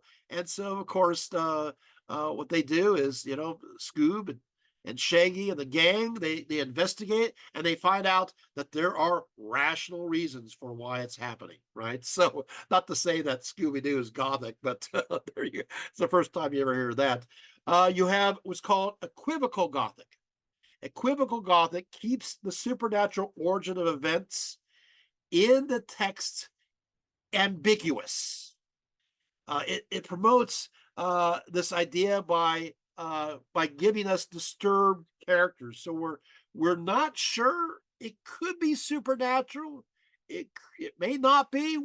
So we're caught in between, and sometimes being caught in between keeps us reading. And finally, of course, you have supernatural Gothic. Here, the existence and cruel operation of unnatural forces are asserted graphically. So not always cruel. Sometimes it can be romantic in a positive sense. We'll find that out in a few moments. So the idea is that supernatural Gothic is there is something that is spooky going on, and the answer is that it is a ghost, a monster, a ghoul, a specter of some sort. It's not a bit of undigested beef potato. It's something that's a little deeper than all that. Okay, so let's go to the next image. An early Gothic, pre-Gothic, I should say, idea comes from Heinrich August Osenfelder's The Vampire. This is actually a short German poem, but it's important when it comes to understanding the Gothic genre and horror genre because it romanticizes the vampire. In fact, these nocturnal creatures that were connected to terror, they turn into erotic figures. So kind of a rejection of a man by a prime and proper maiden, and what the story, and declares that he will come to her by night, giving her the kiss of a vampire. He will suck her blood and claims the way of the vampires are superior to her Christian beliefs. You have here, of course, this blends a sense of horror and eroticism. There's this idea like, well, I'm going to become a vampire. I'm going to die, but I am going to be transformed. I'm going to become a monster. And so this is the Lord. Now that we understand the monster thesis, we understand what this connects to, the deeper, darker ideas, the draw of it. Let's go to the next image. Then we go to Edmund Burke. Old Edmund Burke, 1729 to 1797. Yeah, he did not get out of the 18th century. He was an Anglo-Irish statesman, orator, philosopher from Dublin. He wrote a philosophical inquiry into the origins of our ideas of the sublime and the beautiful in 1757.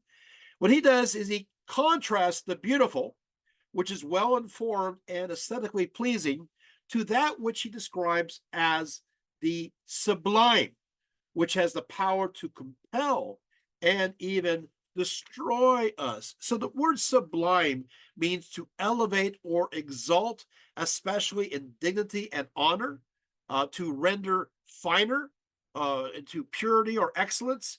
It is a feeling that inspires awe and can be a purely inward experience of consciousness. So that's what it is. And so he goes into that and he looks into this and he says, okay, so in many ways, these feelings that we have could be pleasant, but they can be also unpleasant, and awe has two sides to it.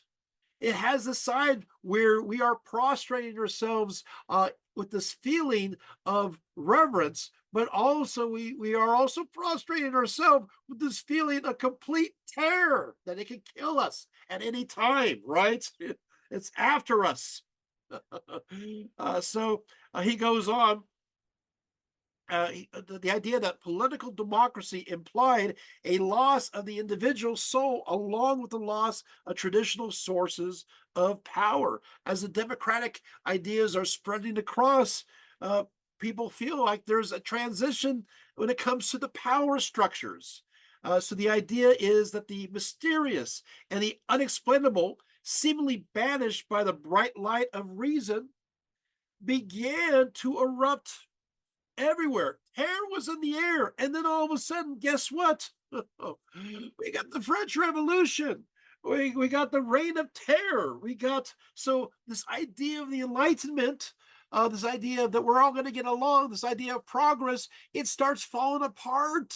And people start questioning this, and in Ireland and other places, everything starts to erupt. Burke will use the terms horror and terror interchangeably, but as time goes on, there will be a distinction between those two. So there you have it. And so basically, I'm going to go more into this later, but terror is the feeling of dread and anticipation that comes from a frightening experience, suspense, or suggestion, while horror is the feeling of revulsion that comes afterwards. It's sudden, it's grotesque. So, in a sense, terror is of the unknown creature that was scratching at the door in my beginning illustration, while horror is seeing uh, what happens once that monster comes in through the door, seeing the carnage, seeing the mess, seeing and that which affects us. So, terror is from the Latin terrene, which means to frighten or to fill with fear. Horror, from French and then Latin, means dread, but also horus, hair. It's that which makes the hair stand on end. So there you have it. So now we move to the next image. And this is considered, Horace Walpole wrote what is considered the first Gothic dash horror novel. This is it. We were already there. This is the first one. The others were precursors. There he is right there. There's old Horace.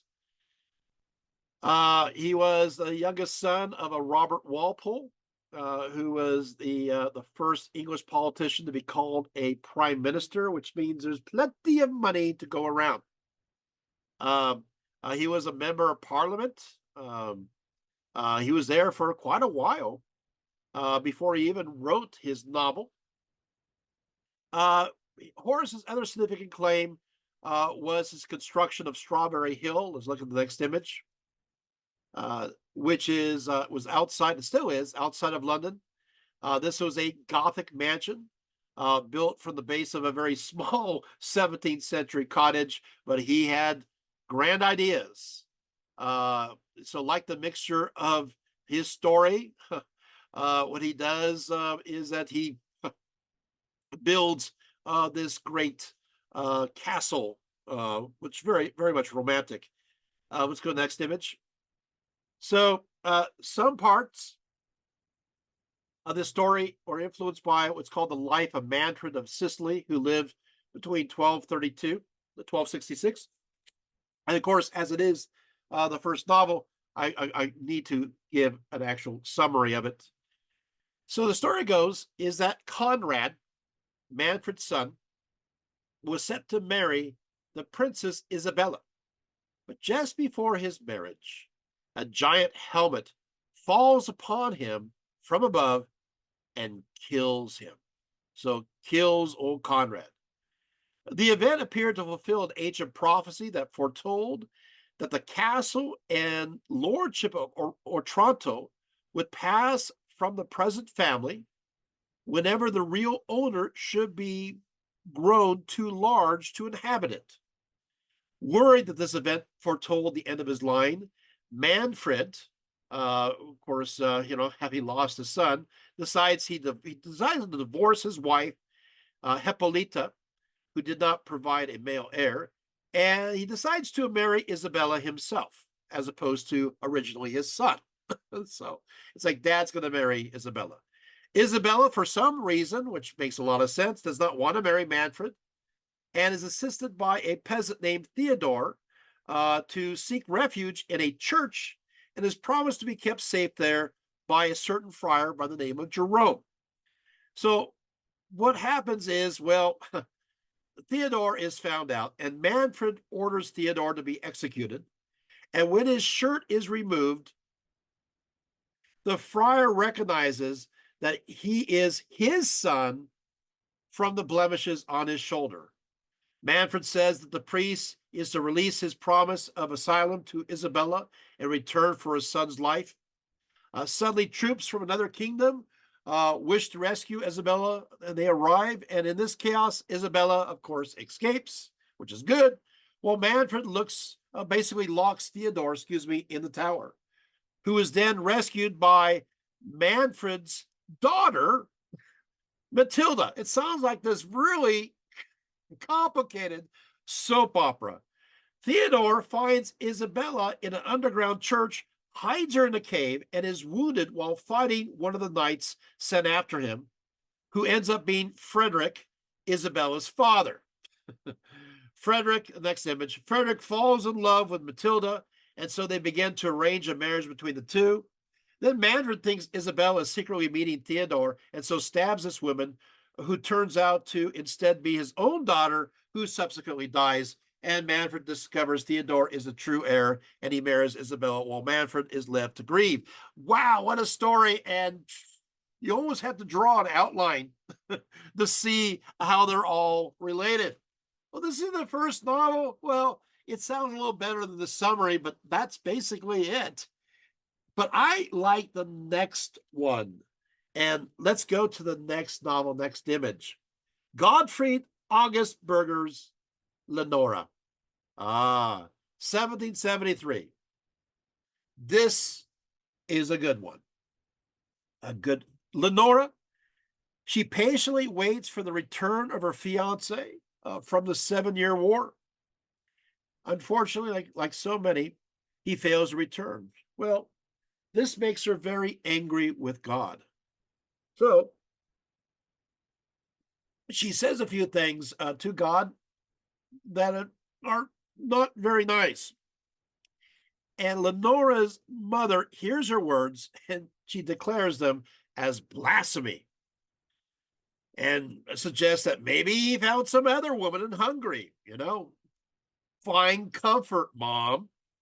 So that night, at the stroke of midnight, a stranger knocks on the door, looking very much like William, asking her to join him on a midnight ride on his horse, and then from there join him upon their marriage bed. Well, wow, what an invitation. So climbing upon the black steed, they move through eerie landscapes, riding at a very fast pace, too fast. Lenora, next image, Laura asks, why do they have to ride so fast?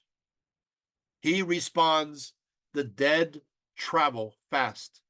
Die Toten reiten schnell. Now, the line, den die Toten reiten schnell, for the dead ride fast, will be later quoted in Bram Stoker's classic Dracula. She quickly responds, leave the dead alone. Lass sie ruhen, die Toten.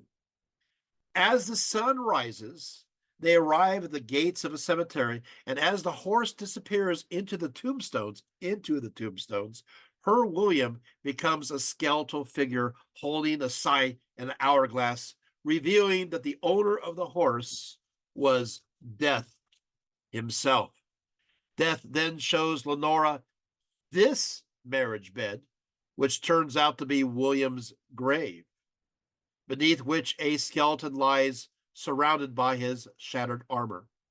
Suddenly, the ground beneath her feet gives way as she begins to fall into the grave. Spirits surround her, dancing in the moonlight, declaring, "No one is to quarrel with God in heaven. Mit Gott in Himmel hat nicht." However, Lenora, punished with death, still has hope for forgiveness. Das Leben bist du leidend, Gott sie dir so genügen. This is a classic tale of horror, utilizing many of famous tropes that we, of course, will still see today. The next one, let's go to the next image. The next one is William Beckford's Vathek from 1786. This is a tale of a licentious caliph seeking supernatural power, and it was supposedly translated from the Arabic, but of course, yeah, it wasn't. The plot goes that Vathek was the ninth caliph of the Abbasids, whose eyes were so terrible that the wretch on whom it was fixed instantly fell backwards and sometimes expired. Vathek lived a life of indulgence, especially carousing with women, and even built 5 palaces representing the 5 pleasures of the senses. Vathek renounces Islam and turns to his Greek mother, Carinthus, who is well versed in science, astrology, and occult magic, for advice on to how to become more powerful through the dark arts. Vathek often killed scholars who did not agree with him, but one merchant from India failed to succumb to his evil eye, and so he imprisoned him. But the next day he escaped with all those guarding him dead. Vathek encounters a Giaour, which means an unbeliever, who cures him of his sudden desire to keep drinking and reveals he has magical powers. Returning to the palace with him, where he now encourages the caliph's desires. The Giaour makes a deal with Vathek that if he sacrifices 50 children of the city, he will gain immense occultic powers. So the caliph declares a competition with prizes for those children who competed. But when they arrive, the Giaour magically opens up an ebony portal, and the caliph then throws them all into it. And after that, the opening then vanishes. The caliph's mother, Carinthus, sacrifices still more people to the jinn to order for her son to be granted the boon promised, and then finds out that to receive this power, he has to go to a certain Iskatar. In the end, basically, they're all damned. Now, let's go to the next image. Well, this story obviously meant much consternation amongst the British elite, whose sensibilities were greatly insulted. But you know what? Beckford was just one of those crazy Gothic novelists like Walpole and Lewis. Even though they were members of the Parliament, they were all considered sexually suspect. They became the topic of much scandal and gossip. But what happens is that, much like Walpole did with Strawberry Hill, Beckford had his own Gothic mansion built, and this is it. Look at that mansion. It's pretty amazing with the tower. This mansion was built between 1796 to 1813. It does mix elements of mansion, castle, and church architecture intentionally. It looks like a church, doesn't it? This is the guy's home. It had a spire that rose 90 meters. That's 300 feet high. It was, however, structurally unsound, so it collapsed. And then he simply built a second tower, which was also 90 meters, which also collapsed in 1812, which damaged the entire west wing of the estate. But these people, you didn't realize this movement was so dynamic, did you? The beginning of the horror genre and the Gothic literature started not with a whimper, but a huge bang of these extremely dynamic English characters.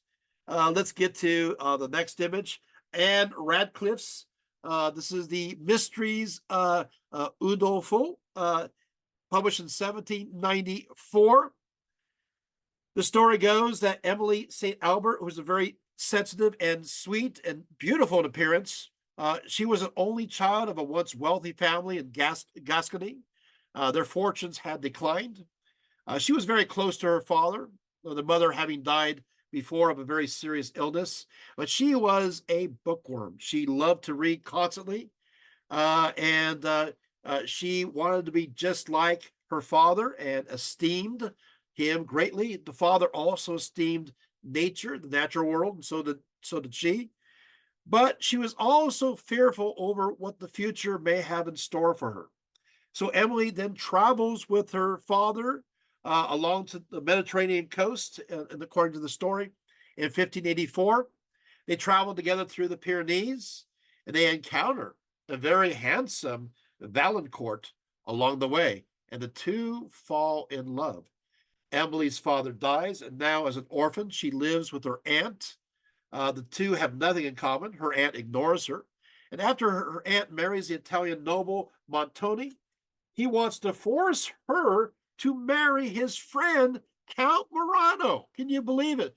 Who turns out to be financially in ruin. Uh, Montano brings Aunt Sharon and Emily to Morano's castle.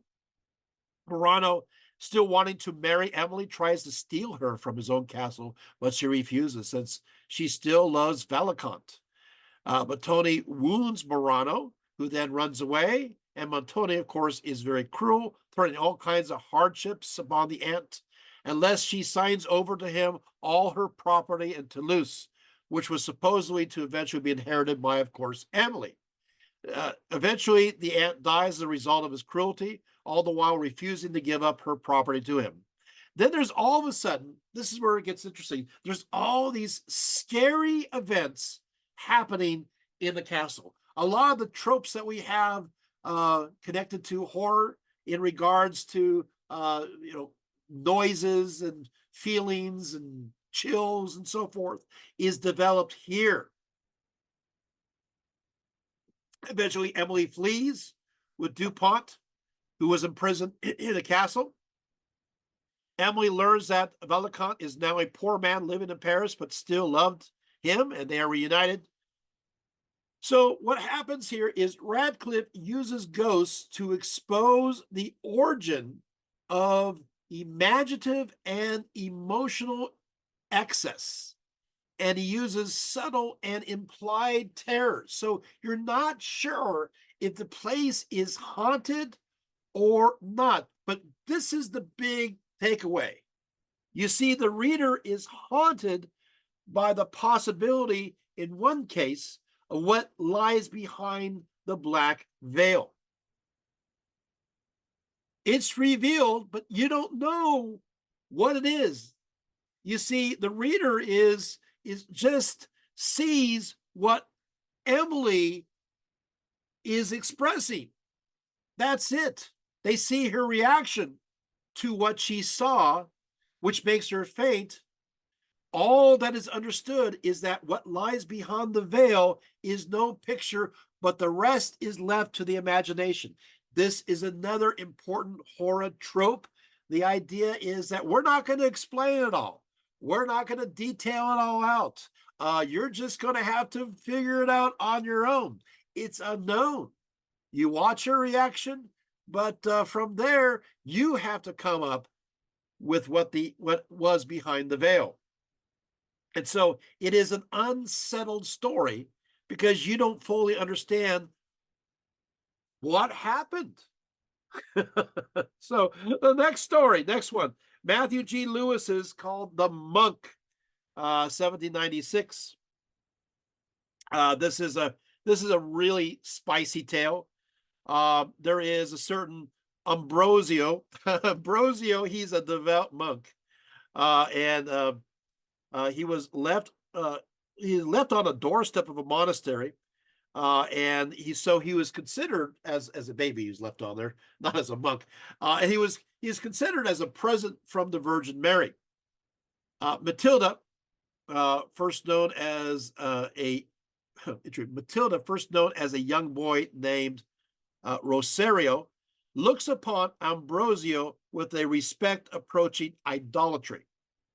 Brought to the monastery, there is love falls in love with Ambrosio. And what happens is that this boy is then revealed to actually be a woman by the name of Matilda. Here we have a situation where it looks like it's a man and then reveals itself as herself as a woman.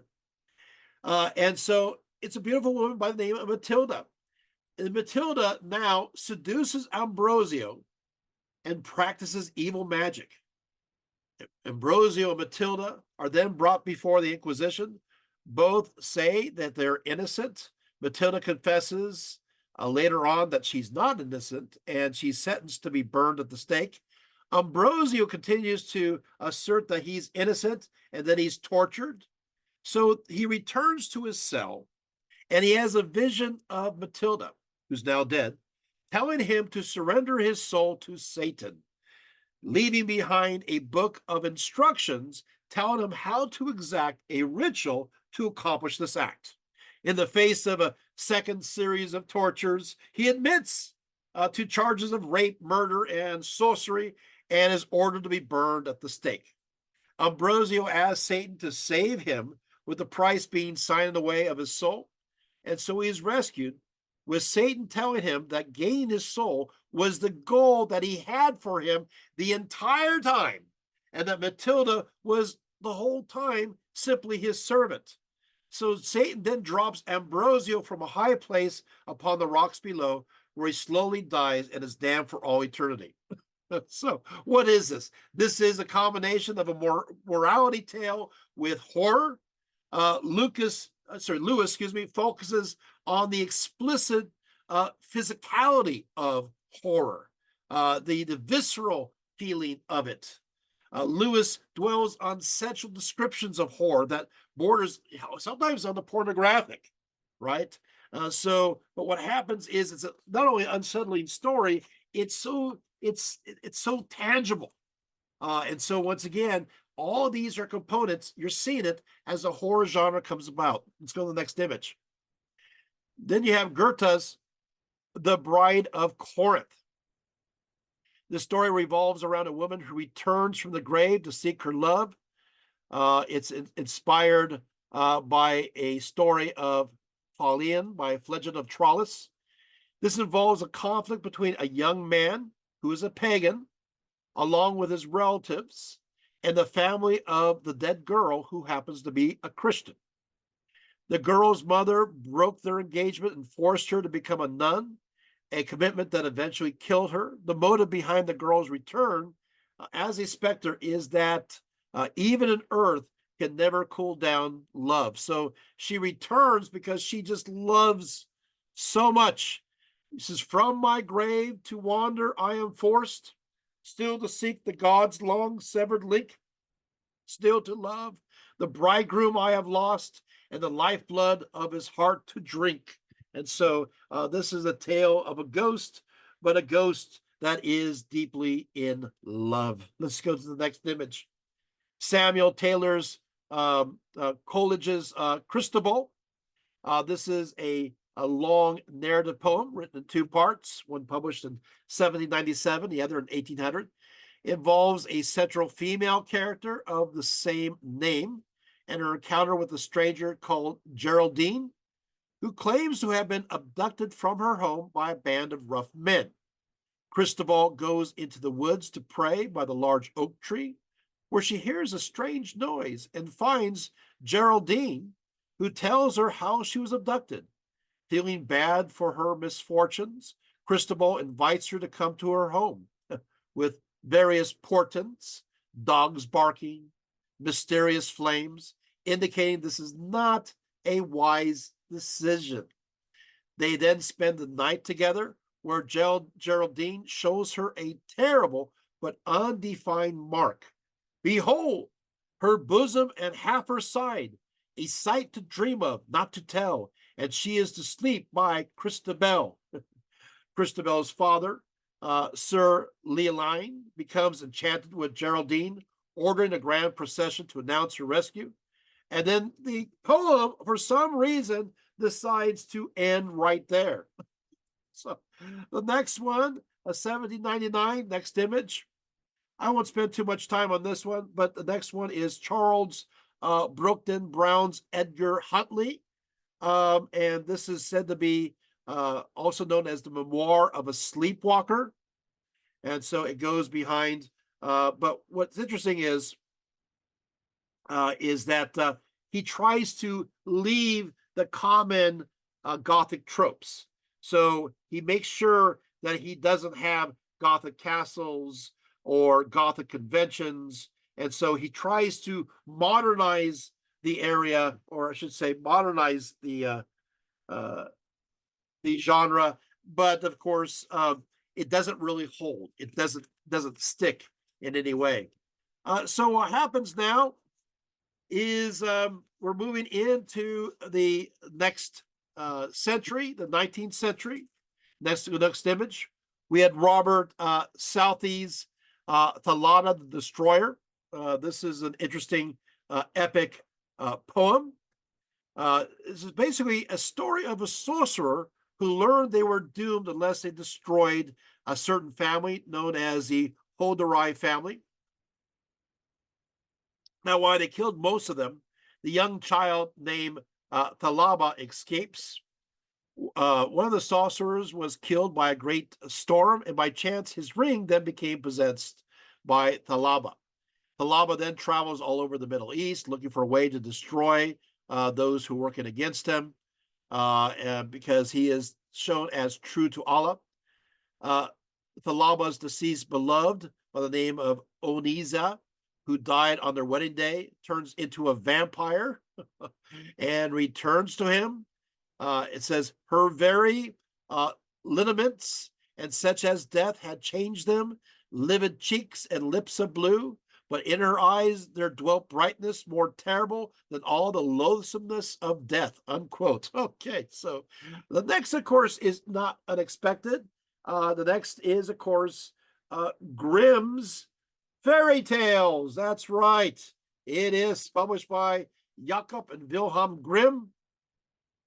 Of course, and so obviously they they both attended Phillips University at Marburg, and they enjoyed free access to the personal library of a certain Friedrich Karl von Sauvignon, which, by the way, included many volumes on folklore. You see where we're going with this one.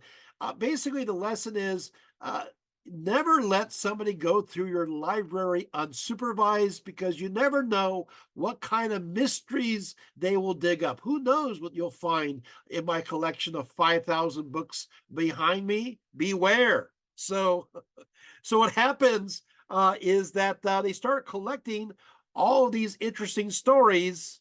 And then what they did is they collected stories that were orally transmitted, and they revised them.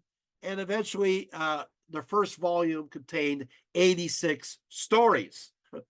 By the seventh edition, so this was published in 1812. By the seventh edition, published in 1857, it wasn't 86 stories anymore. It was a total of 211 fairy tales.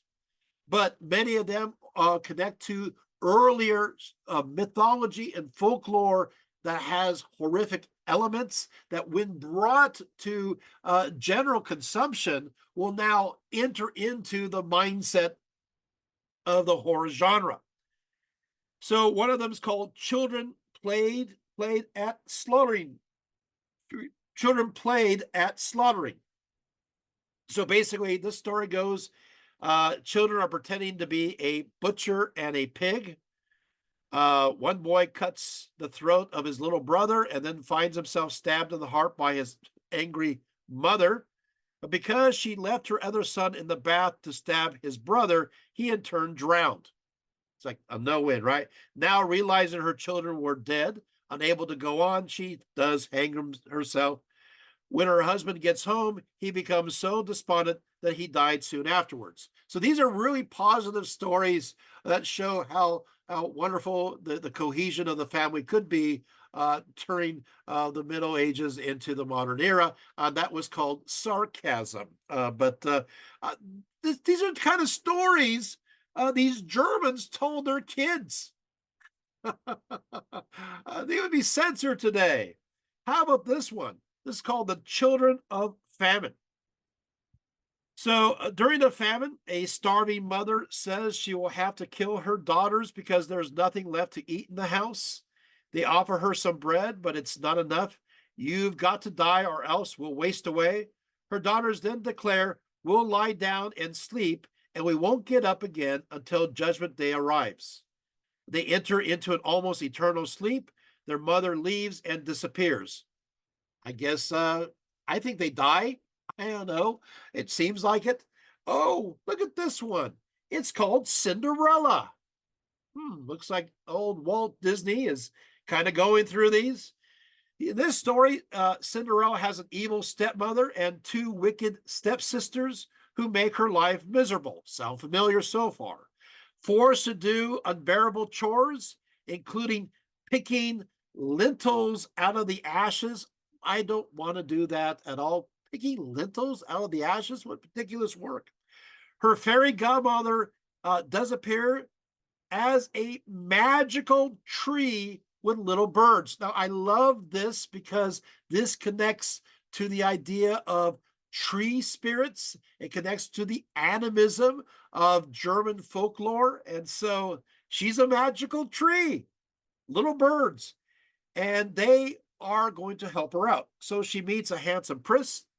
When the stepsisters fail to fit into the golden shoe, because, we skipped that part of the story, one hacks off a toe and the other a heel. It's a little bit more carnage here. They all have their eyes pecked out by birds in the end. So basically, happy ever after. Not for Cinderella. She doesn't have her eyes pecked out. She is with the prince. So that's good news. But this other version, how about Rapunzel? Yeah, that's here. A pregnant woman asks her husband to get rampion from her neighbor's yard owned by a certain Dame Gothel, since she is craving it, but eventually gets caught, and so they are forced to promise their child to this neighbor as compensation for trespassing. As it turns out, Dame Gothel is an evil enchantress and ends up locking this child named Rapunzel in her tower. She becomes a very beautiful woman with long hair that is long enough to climb up to her window. The king's son visits her via her hair stairway, and the two fall in love. Dame Gothel then cuts off Rapunzel's hair and sends her out to live in the desert where she gives birth to twins. What? You didn't hear about that one? Dame Gothel then blinds the king's son, but eventually the prince is healed and her and Rapunzel are reunited. Again, a lot more in the way of darker stuff going on here. Now let's go to the next one. This is the big moment. That's right. Yes, Frankenstein. Right. So we're now to Mary Shelley's Frankenstein. Now, what happens is Shelley traveled throughout Europe in 1814, and she went along the Rhine River. And in fact, it says that she went to a castle near Darmstadt. I've been to Darmstadt, which is known for alchemical lab, and was influenced by this castle for Frankenstein's castle. She went also to Switzerland. Her traveling companions were also kind of like rascals. They're very much into the occult. Of course, this is Percy Shelley, her future husband. And so it is Mary, Percy, and Lord Byron were said to have had a competition for who could write the best horror story. So by 1818, I'm telling you, see, the reason why I talked about all these horror stories, I want you to understand that all these conventions that we see in the horror genre are already pretty well formed by the time we get to 1818. And now we're at the state where there people are competing who could write the best horror story. That's how popular they were. So what happened in the late 18th century? You have all these misfits of society, working in horror. Now you still have misfits in society, but it's now entered into popular culture where everybody seems to like doing it. And of course, this is the case of this group that gathered together. The result for Shelley writing her story was, of course, Frankenstein. Shelley began writing Frankenstein when she was 18. When she was 20, the first edition was published, but it was published anonymously in London on January 1st, 1818. She doesn't even have her name on it, which is very upsetting. You would think that she would get credit, but welcome to this era. Shelley's name finally appears on the second edition, but you're going to have to wait till 1823. The narrative, of course, consists of a series of letters by Captain Robert Walton to Margaret Walton Saville, his sister. So basically, you have a series of stories. We pretty much know the Frankenstein story. It's important, though, to understand that when people decide to read Frankenstein, they think they're going to read a straight narrative. They're not expected to read a series of letters that are going back and forth. But there you have it.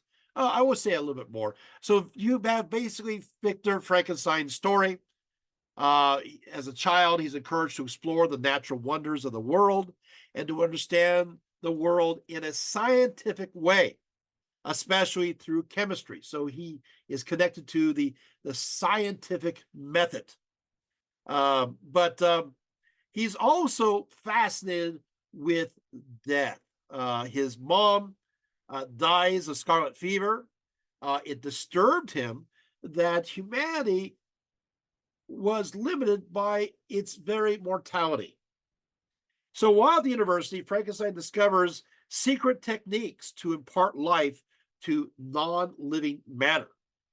And so what he does is he goes around, he collects a bunch of cadavers to create this ideal human. But he had a little, his surgical skills were a little bit off here and there. And in fact, he had great intentions, but his creature turned out to be rather hideous than beautiful. In fact, when it's made, Frankenstein actually runs away at the sight of his monster, and the creature soon escapes. So you're seeing right here, going back, you're seeing so much that's connected to our ideas of a monster. So Victor finds out his brother, by the name of William, was murdered. He blames the monster for it since he was found near the crime scene, but no one would believe him. And so Justine Moritz, William's nanny, is hung for the crime. The monster then pursues Victor, catches him, and then tells him his story. And so now it's time for the creature's story. The creature has a perspective. The creature, he told of his loneliness. He said how most of the people he encountered feared him. They hated him, and they only hated him due to his monstrous and unusual appearance. And you go, wait, so this is about judgment of others. It is about making monsters of whom are on the edge of difference. They're different, right? So he lived near a poor family and he collected firework for them while keeping his form hidden. That's how he survived. Although he befriended the father who was blind, because he can't see him, so nobody would be scared of him. All the rest kind of fled once he showed himself. He saw his reflection in a pool of water, and then he realized he was quite hideous. He also, by the way, in this version, the monster is very intelligent. He, in fact, taught himself to read. So he begged Victor to make a female version of himself as a companion, and that he would disappear after that. He'd go to South America. Just give me a companion. I'm so lonely. Give me somebody to be with. Victor then tells his next story. Victor takes over. He begins to make the female companion, but he fears the creature will not like her, or still he fears that this creature will get together with this female uh, creation and procreate, and as a result make a new race of humanity. And so he destroys her. The creature tells him to try again, but he refuses. In response, he says that he will be with him on his wedding day, which Victor takes as a threat against his life as well as his bride. The creature does kill Henry Clerval, Victor's childhood friend, and Victor was accused of his murder at first. Anyway, the night after his wedding, the creature strangles his bride Elizabeth. So Victor chases by way the monster to the North Pole, with the ship then trapped in ice for a time, and then Victor dies as a result of hypothermia. Not exactly the ending that you would expect, with his last words that one should seek happiness in tranquility and avoid ambition. This is a cautionary tale against curiosity. It's against innovation. It's the idea that it's hubristic to extend life beyond our mortal limitations, and to think outside of that is to go against God, right? And so, by the way, the creature will vows to kill himself, leaves the ship, and disappears on a block of ice. But I want to say that who is the real monster? I think it's not, well, we do know it's not the creature who's the monster, it's Frankenstein who is the monster. He's a monster to what he conceives or perceives as the monster. So this idea is that this idea also connects the concepts of technology with the horror genre. And so we're bringing in a whole new area. Now, the other part is Frankenstein is not only viewed as an important horror novel, it is also viewed as one of the first science novels connected to science fiction. With that said, well, there's an earlier one by Lucian of Samosata, written in the 2nd century CE, but we won't go there. But still, it does have these components. It's moving forward, but it is a cautionary tale against humanity going beyond its perceived limitations, and that technology can be something to be not trusted, and that it can work against us, which is kind of too bad, but there you have it. Let's go to the next image. We also have John Polidori's The Vampire, which is basically a story that I don't want to talk about, but basically we're getting into a more vampire novels that start to appear, that become popular. Let's go to the next image. We have also Charles Robert Marteran's Melmoth the Wanderer. And of course, Melmoth is a scholar who convinced the devil to give him 150 more years of life in exchange for his soul. And then, realizing his mistake, roams about the earth looking for someone to take over the pact from him. So that's a very, he goes from place to place. It's like, please switch with me. I don't want to be damned for all eternity. So let's go to the next image. Okay, so now all of a sudden we're moving from just simply books, poems and books, to, well, magazines. And so Blackwood's Edinburgh magazine, that flourished from the 1820s, 1840s, has, of course, many stories that were important to the Gothic genre that will be written. And so we have so many. What happens is that they'll write the story, different magazines. It'll be like this episode, and then the next magazine will have that episode. And so we have all these episodes, and eventually it comes together and becomes a full story. But you got to keep reading the magazine. Eventually, when it comes to part one, part two, part three, part four, part five, and so forth, that are placed these stories by these authors in these magazines. Eventually, what they'll do is that once they finish it, then they'll take these parts, put it together, and make a book out of it. But so this really does once again spearhead the Gothic genre. It makes it easier. In some cases, the authors they'll write a section and have no idea what they're going to write the next time around. It's like, what am I going to write next time?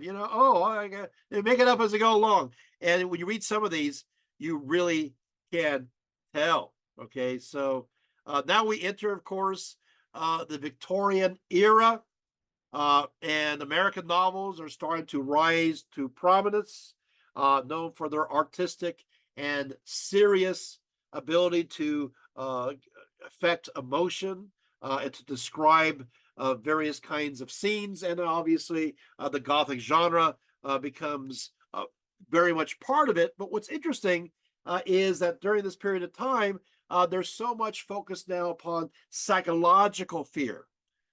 So, yeah. Also, during the same time in England, you got Charles Dickens. Remember A Christmas Carol? So that, of course, goes into the haunted psyche.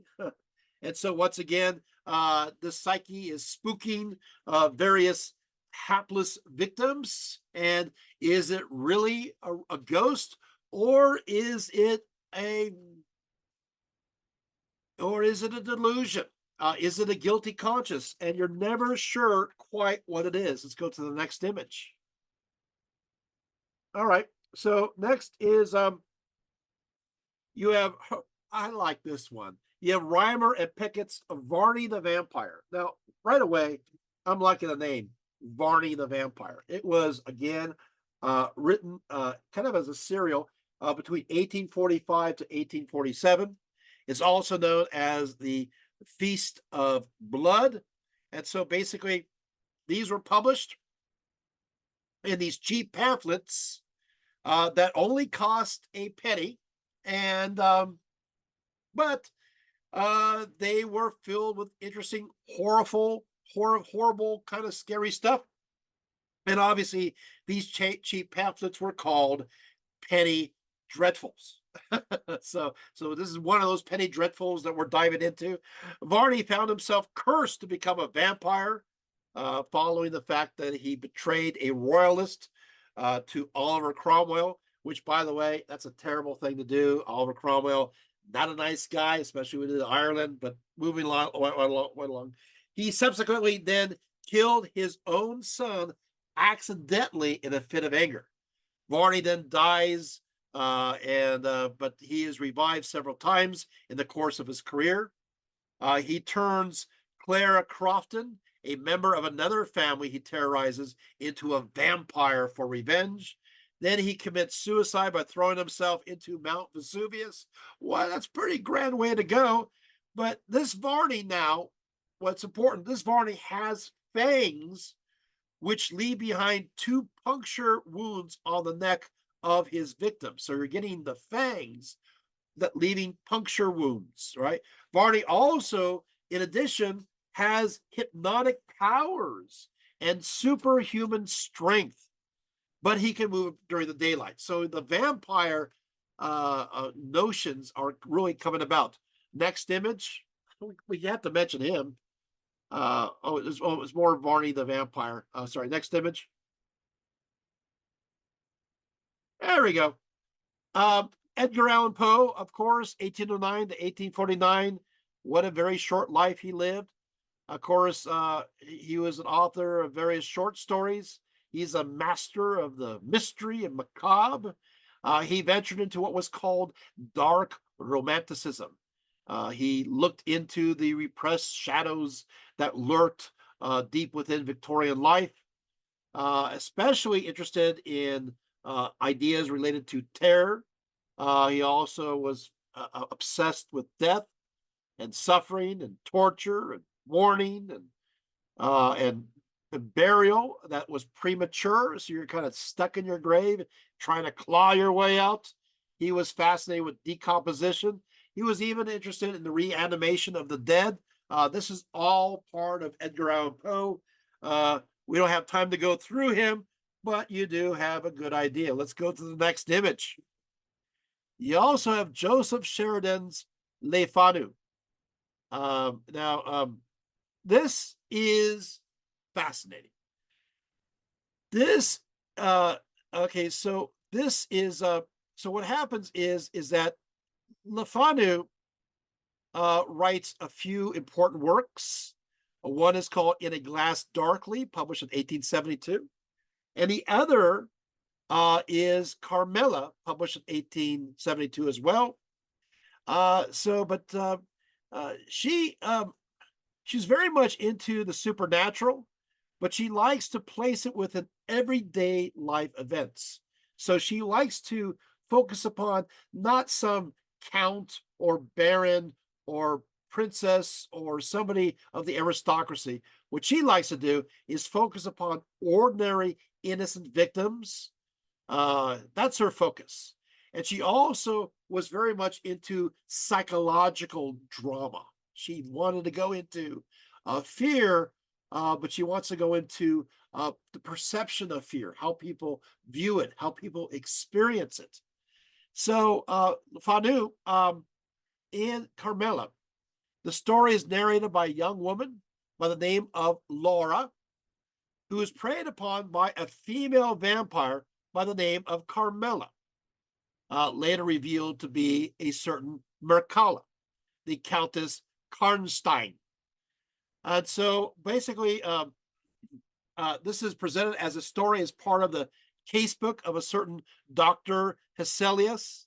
So the story goes, at the age of 6, Laura beheld a vision of a beautiful visitor in her bedchamber, and she asserted that she was being punctured in her breast.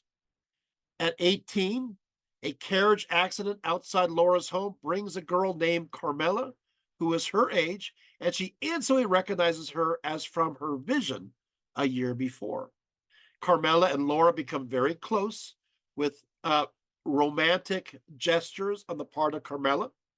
Carmilla refuses to tell anything about herself and never joins the household in its regular prayers. During this time, many young women and girls in the nearby town began dying of some strange unknown illness. When a shipment of restored heirloom paintings arrived, Laura finds a portrait of her ancestor Mircalla, Countess Karnstein, dated 1698. The portrait, of course, resembles Carmilla exactly, down to the very mole upon her neck. Laura has nightmares of a large cat-like beast entering her room, biting her on the chest. Blue spots appear on her chest. Laura and her father encounter a certain General Spielsdorf, who tells how her niece, Bertha, met a young woman by the name of Melarca. Sounds like a bunch of malarkey, right? Who stayed with them, and then she fell ill, and they realized she had been visited by a vampire. Eventually, Mircalla's hidden tomb is discovered, and a stake is driven through its heart, with the body and head burned and thrown into a nearby river. So this is the story. And so this is also has much in the way of eroticism and female to female eroticism within this textbook. I'm sorry, put this with it. It's not textbook. Maybe it is within this work of fiction, and so some will regard it as the beginning of the lesbian genre of literature, starting within the horror area. Okay, so next, so we're going next is, of course, you have Louis Stevenson's The Strange Case of Dr. Jekyll, Mr. Hyde, 1887. And what this is interesting. Stevenson is really fascinated by the interplay between good and evil that's within people. And so then he had a dream that would eventually become three scenes in his story. And so this really does go into the human psyche and how we are so often divided within. So it explores dualities. There is both good and evil within humanity. There is the civilized and the animal within us. We have, of course, this outward respectability, but however, we may possibly have inward lust, which, of course, is the secret of Victorian society. Let's go to the next one. Oh boy, the next one. Oscar Wilde. This is the picture of Dorian Gray, 1891. And so what happens is in this story, Basil Hallward paints a full-length portrait of Dorian Gray and views him as his artistic muse. Dorian meets Lord Henry Wotton via Basil. Dorian Gray embraces Lord Henry Wotton's view of life, which is one of constant pleasure and the adoration of beauty. What could go wrong with that?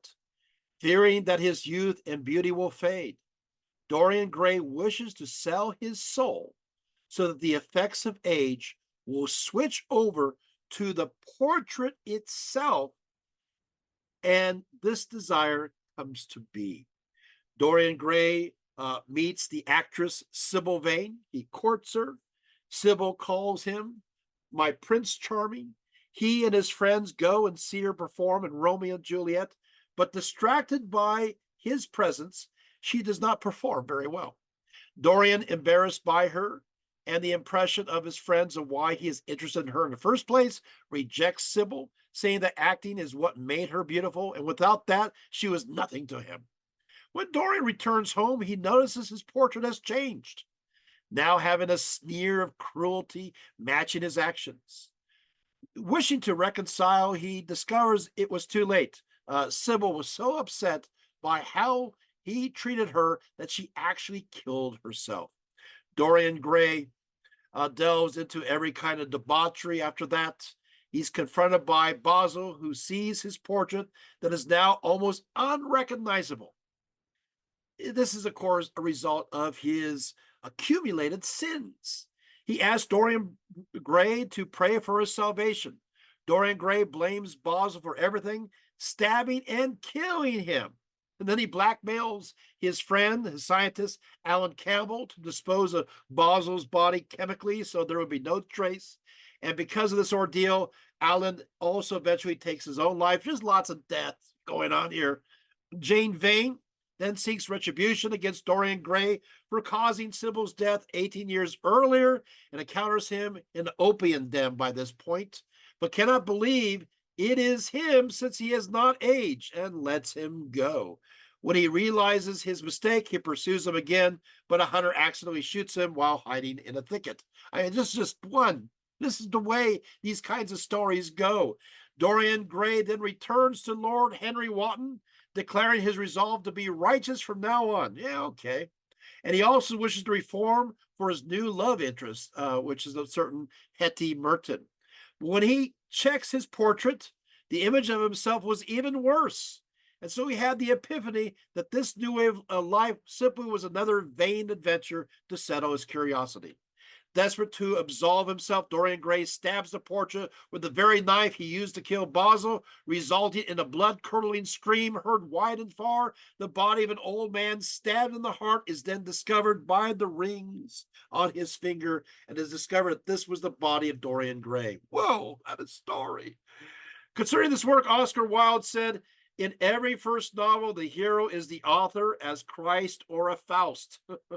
When published, Dorian Gray basically offended everyone by this whole thing because it is a reflection, get my pun, of the Victorian society at that time, that they're trying to look all good and proper, but in reality, they're much like the portrait of Dorian Gray. They are corrupt. They cannot hide their deep, depraved notions. And basically, you just need to admit to it as opposed to just hiding under the surface, the glass surface. Next image. Bram Stoker's, of course, Dracula's 1897. And he decided to get into this by researching, investigating European folklore, especially stories concerning vampires. Later, he also claimed that he had a nightmare caused by eating too much crab meat covered with mayonnaise sauce. So beware of too much crab meat with mayonnaise sauce, because what will happen is you'll come up with something like Bram Stoker's Dracula. I'm not sure if I see the connection, but there you go. Well, So what will happen now is that we're getting now into great changes, and we're moving into the advent of film. Let's go there. Next image. So what happens now is that we're moving from books to film, and that's going to necessitate many changes, right? And so what happens is now the description has to go within a new kind of medium. And this medium needs to be, in a sense, realistic, and it's going to be fully dimensional, which causes so many different changes. And of course, that means also, so what will happen is we do have some early silent movies. Um, for instance, you have the Core of Demons that came out in 1898, Esmeralda 1905, Hunchback 1909, Frankenstein 1910, Hunchback of Notre Dame 1911, The Cabinet of Dr. Caligari 1920.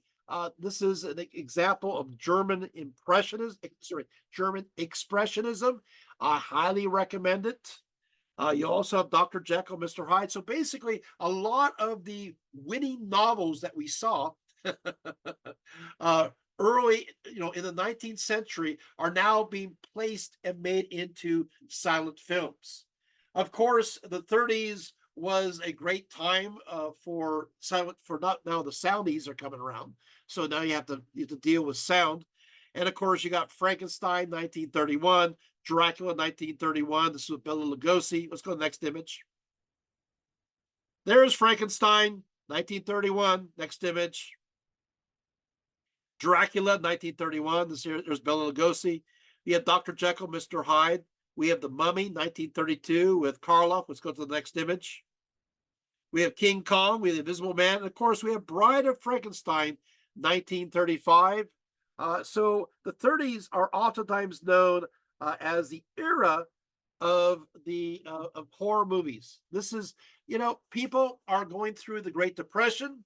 They're wanting to escape. They have feelings of much trepidation. There's not a lot of money going on here. The horrors are starting to build in Europe, especially the latter part of the 1930s. And so what will happen is that the horror genre was viewed as a catharsis. They could work through their miseries and basically feel better about themselves because these people are not doing very well. Sorry to be so basic about it, but there you have it. You have Creature from the Black Lagoon, 1954 is a favorite. And next image, also you have the Dracula theme becomes very popular. The Horrors of Dracula, 1958. The Return of Dracula, you can see right here. You have Christopher Lee. Of course, later on, he will be in Lord of the Rings. Peter Cushing is there. So, yeah. Now, moving right along, next image. And then you have Psycho. Psycho starts a brand new kind of, this is, of course, Alfred Hitchcock. And this is the beginning of the slasher. Psycho is the beginning of the slasher kind of film.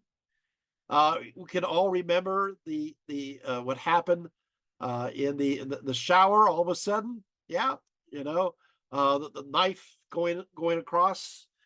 And then of course we move on to the next one that's pretty much a big deal. This is The Night of the Living Dead. This is 1968. It's a George Romero film. This one I want to focus in just for a few moments. Obviously, they are zombies. But the reason why they are zombies is not because of a supernatural reason. It's because of a natural occurrence that caused this to happen, which is interesting in and of itself. So you have these zombies going about, and what is also curious is that for the main protagonist is African American. He's a protagonist. He's trying to fight against the zombies, but he's also not only trying to fight against the zombies, but he's also being faced with ignorant masses that are able to distinguish the difference between the zombies and those who are trying to stop the zombies. And so you're going to have these individuals that look kind of pretty ignorant, and they go about and they end up shooting the African American uh, main protagonist. Why that is important? There's a reason why I'm bringing it up. Why that is important is that when they had to finish the print. They just put it into the trunk of their car. They're about to bring it to the studio. There was word that Martin Luther King was shot. And of course, in the film portrayal, it shows him being shot. They show this bumpkin-like prejudicial man with his gun saying, shoot him right between the eyes, get him right there. And he just, not knowing he's not a zombie, but assuming, making the assumption, shoots him down dead. When this movie came out at the same time as this situation that happened to Martin Luther King, everybody's going to the movies and they're going, this is what America has become. It's a time where so much of us are becoming zombie-like in our lifestyle, and we're just following the rhythm and patterns of what is established as American culture, and we have no distinction, and we are prejudicial against those who are other than ourselves. And so this became a rallying point.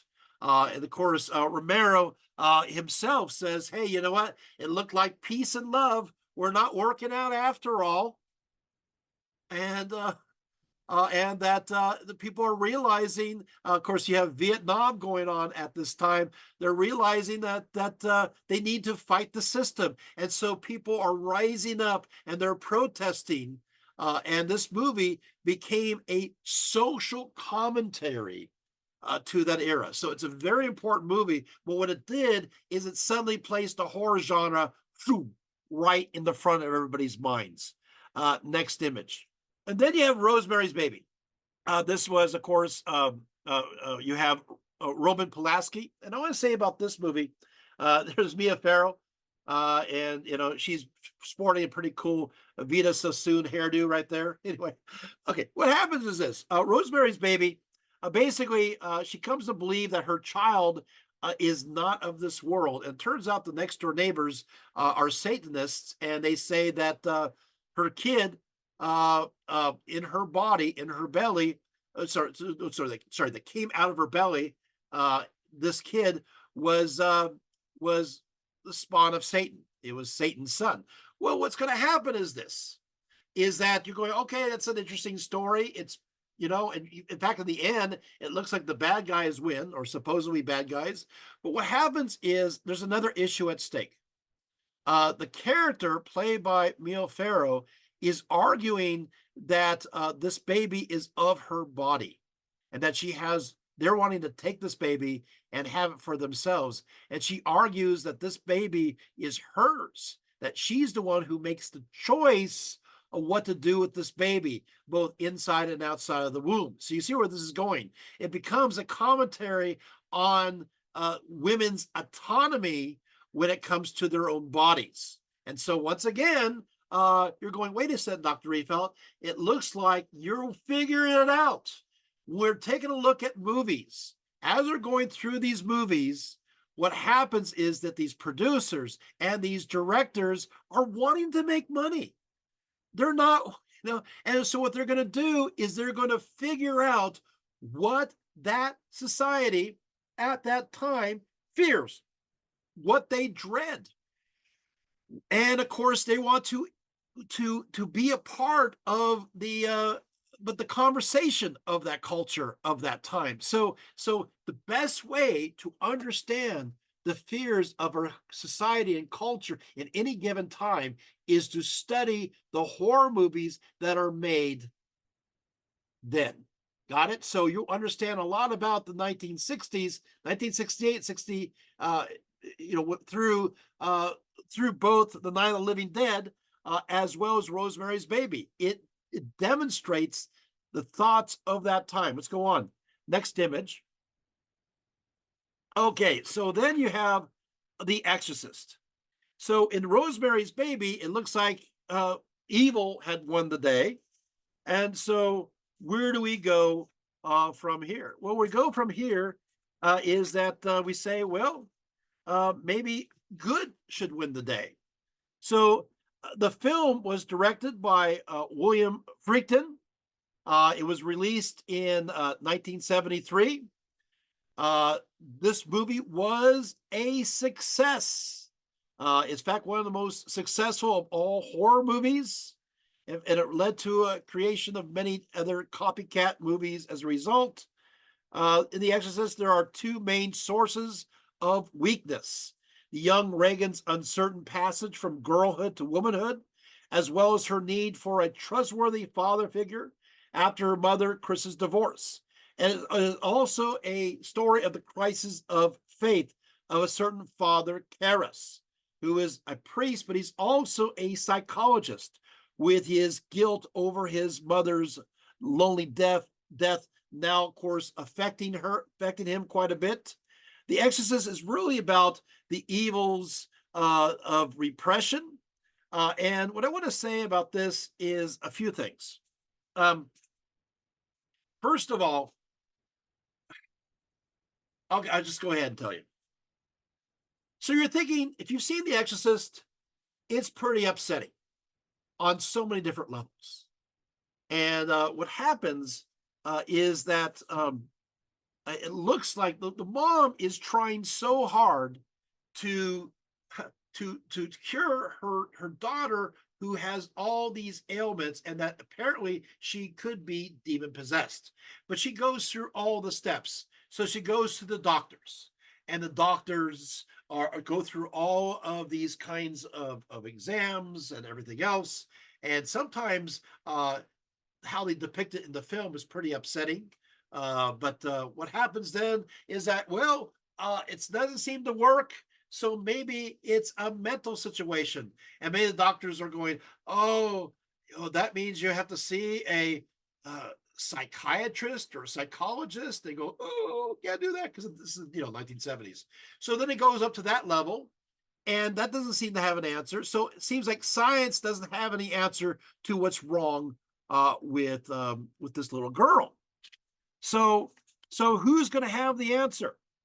And of course, the answer for Regan is the church comes in, right? So the church and the exorcism through going, of course, eventually you're going to have a situation where Father Karras is going to perform an exorcism, and eventually it's going to take the demon out of Regan, and she's going to be cured, but at the cost of his own life, where he jumps out of the window because he takes the demon unto himself, and then he basically kills himself.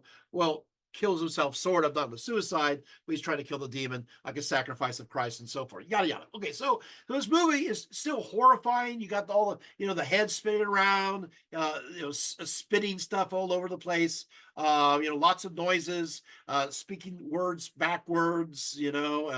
Growling, clawing, going up and down stairs in a strange inverted position. It is a pretty an upsetting film. And what happened is that when this came out, the lines were wrapped around the buildings. People were going to see this movie in droves. And in fact, to such an extent that they're waiting like 4 or 5 hours in line to watch this movie. And sometimes they're there early in the morning, or sometimes they came late at night and they slept there. It's almost like Star Wars happened in 1977. This is happening earlier in 73. But what I want to say is that they interviewed these various individuals who are watching The Exorcist and asked them what they felt about it. Many of them, this is interesting, many of them could not get through the film.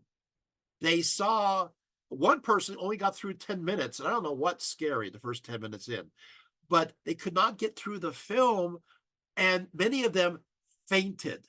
On average, according to the newspapers at that time, on average, they had 5 to 7 people faint in every showing of The Exorcist, to the point where the people who were working at the theaters had to have smelling salts with them, and they had to figure out how to take the people out of the theater safely and get them medical attention. They talked about ambulances going back and forth to the hospital. I mean, this really rocked people. And yet, the interesting thing is, if people watch this today, they hardly move a muscle.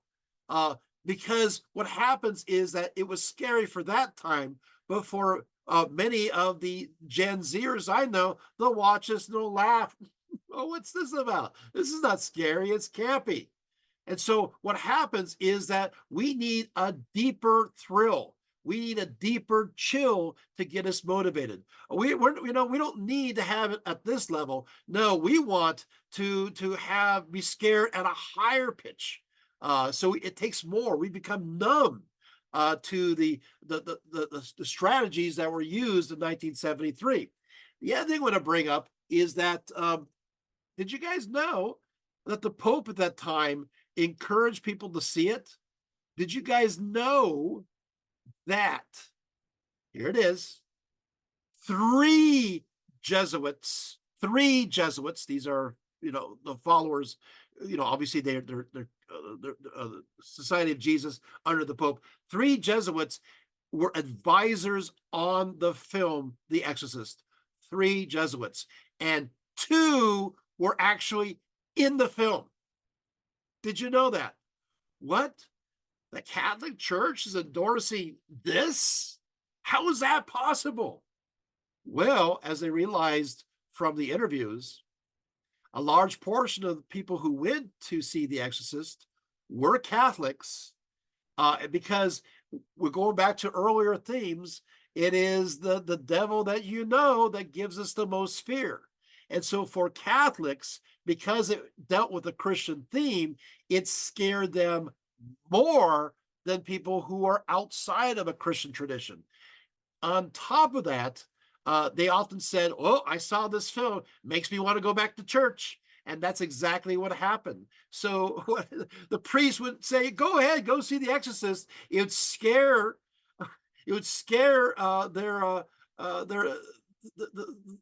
laity stiff, to the point where they started filling in droves the church. They're filling it up.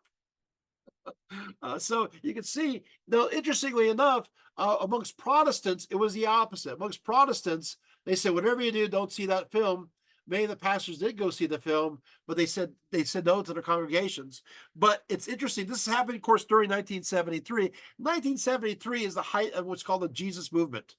So what's going on is, the hippie movement starting to fade, and you have like films like Jesus Christ Superstar and Godspell going on there.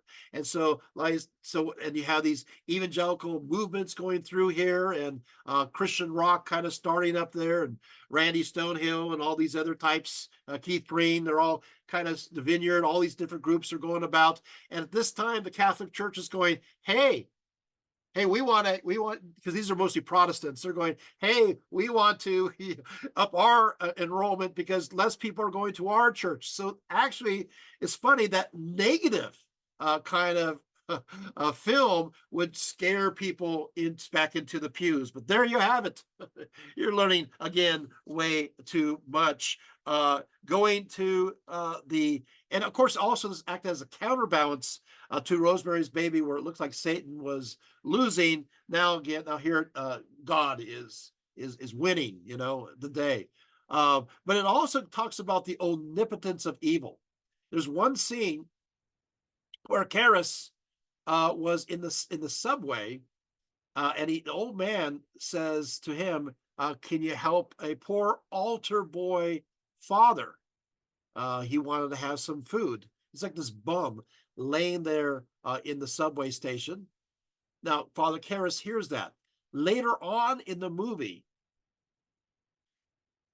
Regan is going through her convulsions and her head spinning around, and the devil is supposedly speaking through her. And all of a sudden, her voice becomes exactly that of the man uh, in the subway station, saying, "Can you help a poor altar boy father? Uh, I'm a Catholic," and he says it. She says it exactly with the same voice. And of course, that's unnerving. So the idea is that it's the omnipotence of evil. It's everywhere. It's a monster that cannot be defined. And of course, the only hope, of course, for their perspective, is salvation through the church. Next image. There is the famous picture of Reagan. Also, by the way, the Ouija board was depicted in The Exorcist. Before the Exorcist, the Ouija board was viewed as a spirit board. It was even used as a dating game kind of thing. You invite your date to get together and work the Ouija board. Yay!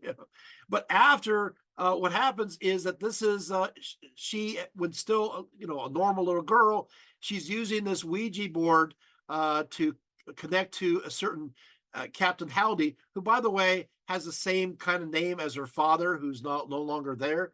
Anyway, so she's using it to contact the spirit, and it's believed that the spirit or the demon then enters in via this Ouija board. So after 1973, the Ouija board becomes connected to demons or the dark side. Before this time, it wasn't. I mean, this game, the origins go back to the Civil War, and then patented in 1890, and then this was used connected to spiritualism, and so this was something that was meant to contact spirits of loved ones, and it was kind of a fun thing. And then, of course, this movie ruined it. Next image. Oh, no. So this is a Texas Chainsaw Massacre. You have Tobe Hooper made this movie. Why this movie is, this is a typical slash movie. It did come out in 1974. What is important about this one, other than, of course, the obvious, it is pretty scary, is that it was supposedly based on a true story. The director, somebody who did these kinds of atrocious things, and what obviously, but there's something else I want to bring up, and that is Hooper decided. I don't know why he did this. He decided that he wanted the various people involved in this film to make what he calls real screams. So what he did is he created a psychological context where the actors and actresses are actually suffering in many different ways to the point of delirium. They were shut into a house where the temperatures were ranging above 110 to 116 degrees. Of course, this was supposed to be a meat house, so the meat was rotting, and the actors and actresses were vomiting, and they're becoming, going through hysteria. By the way, my source for this information actually arrives from the director himself saying this is what he did. So this is not hearsay. This is not gossip. He said so. He told on himself. And this is, you can look up his interviews talking about what he did, because he wanted horror to be as real as possible. And he realized, he thought that people would connect more to the feeling of terror if the actors and actresses themselves were feeling it. And they did. They went crazy. Of course, he did talk about later on that they had a cast party and he was not invited to it. They were one place for their cast party, and he was sitting outside on some steps somewhere because nobody wanted to talk to him. But so this is the idea that we need, they wanted horror to be as realistic, like a happening as possible. And this movie does that. So, by the way, he himself says that these were not fake screams, not acting screams. They were real screams by the actresses, and people are just losing their minds. So you want a scary movie, but I don't agree ethically for how this movie was made. Let's keep moving on to the next image. All right. This one right here. Oh, okay. So we kind of uh, skipped to oh, okay. Okay, so let's put that one down temporarily. Okay, so they all didn't show. That's fine. So I'll mention a few more real briefly. You also have movies like Shivers, which is, of course, David Cronenberg. And this movie, of course, it talks about that there is this disease that is a disease that's spread by it's sexually transmitted, and it's these creatures that pop out of your neck, and go into the other person as you're kissing or as you're having relationships. And so what happens is that these awful gushy creatures start to inhabit everybody and controls them and makes them into these pleasure loving zombie like creatures. And it's fascinating because what happens is this movie came out in 1975, and it's supposed to reflect that after the age of free love, that because a lot of people shared in the experience of free love, they're realizing they're having venereal diseases. And so, again, this is a horror movie that is addressing contemporaneous fears at that time, where people are realizing, oh, I got something. And they see this movie and it plays upon those fears. You also have The Omen, 1976, Richard Donner, which, of course, you have this nice, upstanding people, president, who have a kid who is going to be the Antichrist. And it's interesting. Gregory Peck is in it, and of course Lee Remick is in it as well. But what's interesting about The Omen is that this brings in the idea of a thriller ride. In fact, this markets the concept of not what you see, but what you don't see. So you're not sure if this little boy is orchestrating all of these mishaps going on. There's just, suddenly, the babysitter kills herself, everybody sees that. And suddenly these people who are surrounding this kid die of mysterious circumstances. In one case, there's a situation where there's this cart that has a sheet of glass, and it starts to roll down the hill. And this guy looks, and it actually it hits the wall. The cart stops. The glass continues and cuts off the guy's head. You have this kind of interesting stuff, but you still don't know. You're not sure what connects all of these unfortunate events until you start putting it together that, hey, maybe this kid is evil.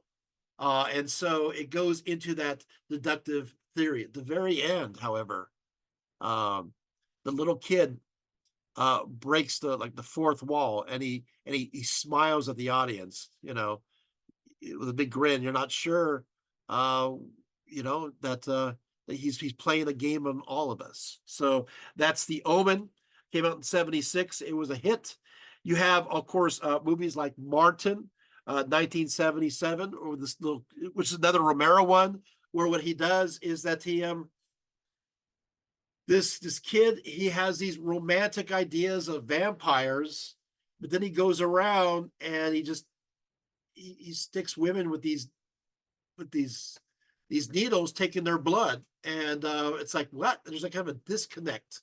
But the important thing is to take from this, and it is important commentary, and it's something that you hadn't thought about, and that is Romero's trying to tell, and he says this. Romero's trying to say that vampirism is like rape. And that's what it is. That's where it comes from in Victorian culture and earlier. It has connections to penetration. It's your person's not volunteering for it. The person's entering into the sanctity of the bedroom. It's doing something that is unasked. But then, of course, there's more to it. And so it goes into these ideas of exploitation. Now, what I find is fascinating is Romero, he did Night of the Living Dead, but he also does another movie. That was in 68. There's another movie called The Dawn of the Dead, which is also vampires in 1978. And what's interesting about this is these these zombies are no longer zombies connected to social upheaval. What he has these zombies going crazy and they're going through a shopping mall.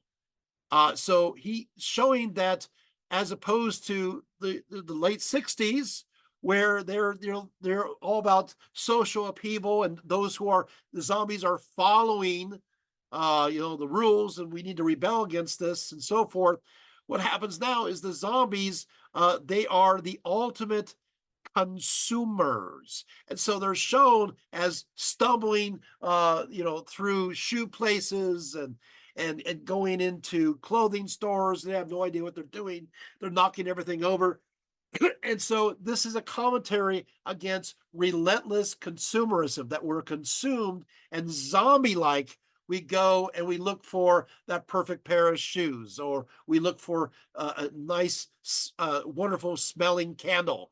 We feel this need to do this because society says that we want to be involved in incessant materialism. Well, this is the 1970s, late 70s. So, of course, this makes sense for that time. I'm telling you, movies change according to the era, right?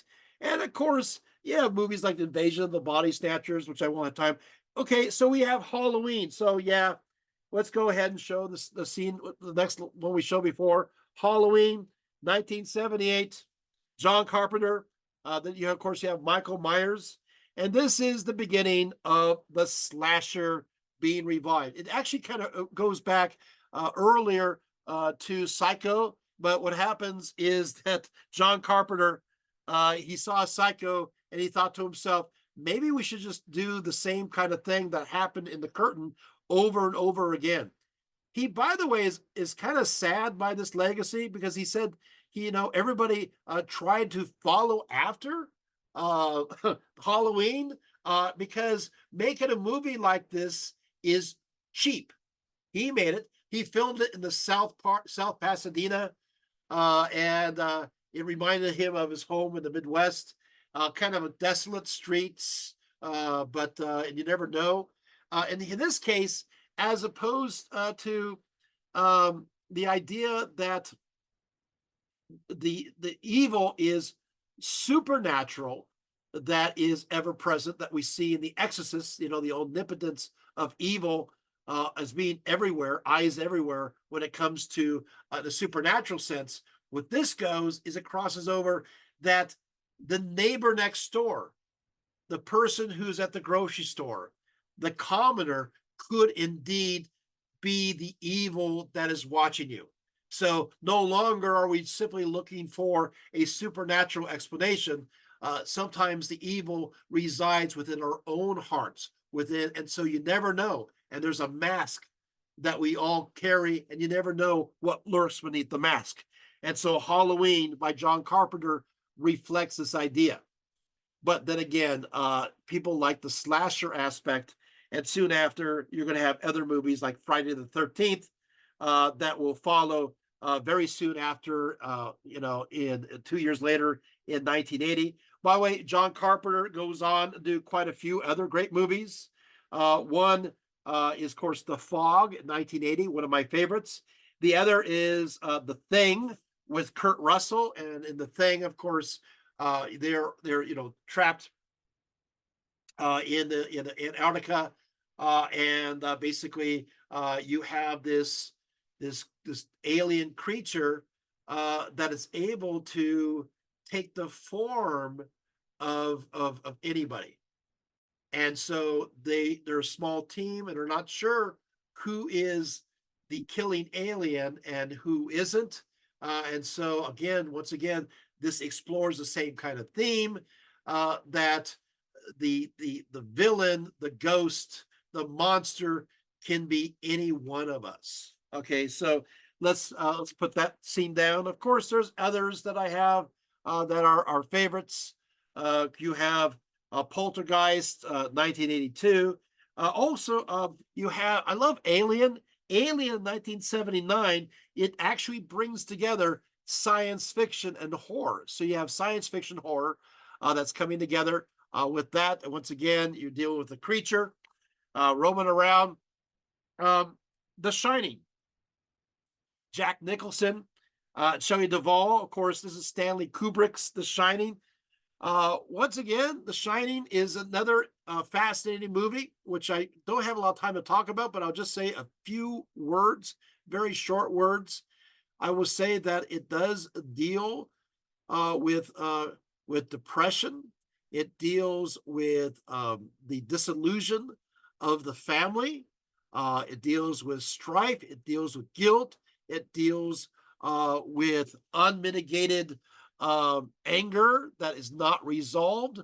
That all comes apart when this couple with their little kid decide that they're going to go and watch over this grandiose hotel during the coldest of winters for the whole season. So what happens is this hotel closes down for the entire winter. It closes down for quite a few months, and they need to have some caretakers to watch after it. But it snows and they're completely isolated. Typically, this happens. And during this period of time, the character who plays Jack Nicholson, it starts to go crazy and starts losing it. But there's also paranormal activity starting to happen, and it starts to gradually increase. I will say, I'll just give you a little hint, that the hotel represents the United States, and it's built on an Indian graveyard. So that's a problem. So that's another interesting movie. Finally, of course, you have the Poltergeist as well as others. We've gone through a lot of movies, a lot of ideas. I will say that the horror genre is always evolving. It's always changing, and it changes to suit the different perspectives and fears of that time. A few favorites I have are Misery, 1990, of course, Silence of the Lambs, 1991, Candyman, 1992. A Blair Witch Project, 1999, actually does something different. It gives us real life footage aspect of the horror genre. It gives life to that concept. Of course, you have that What Lies Beneath, The Others, 2001, The Ring, 2002, Resident Evil, 2002, The Order, 2003, Descent, 2005, Paranormal Activity, again, another live footage. The Orphanage, one of my favorites, 2007, The Orphan, 2009, Insidious, Jennifer's Body. The list goes on and on. It's always reinventing itself, and so we have to keep pace. And so what's the takeaway? Well, I think we understand very much the nature of horror. We understand that oftentimes when we look into the darkness looks back. And so horror enables us to see ourselves from a mirror that is darkly lit. It gives life to the darker shadow self of human nature that can never be avoided. We need our shadow self. It's part of who we are.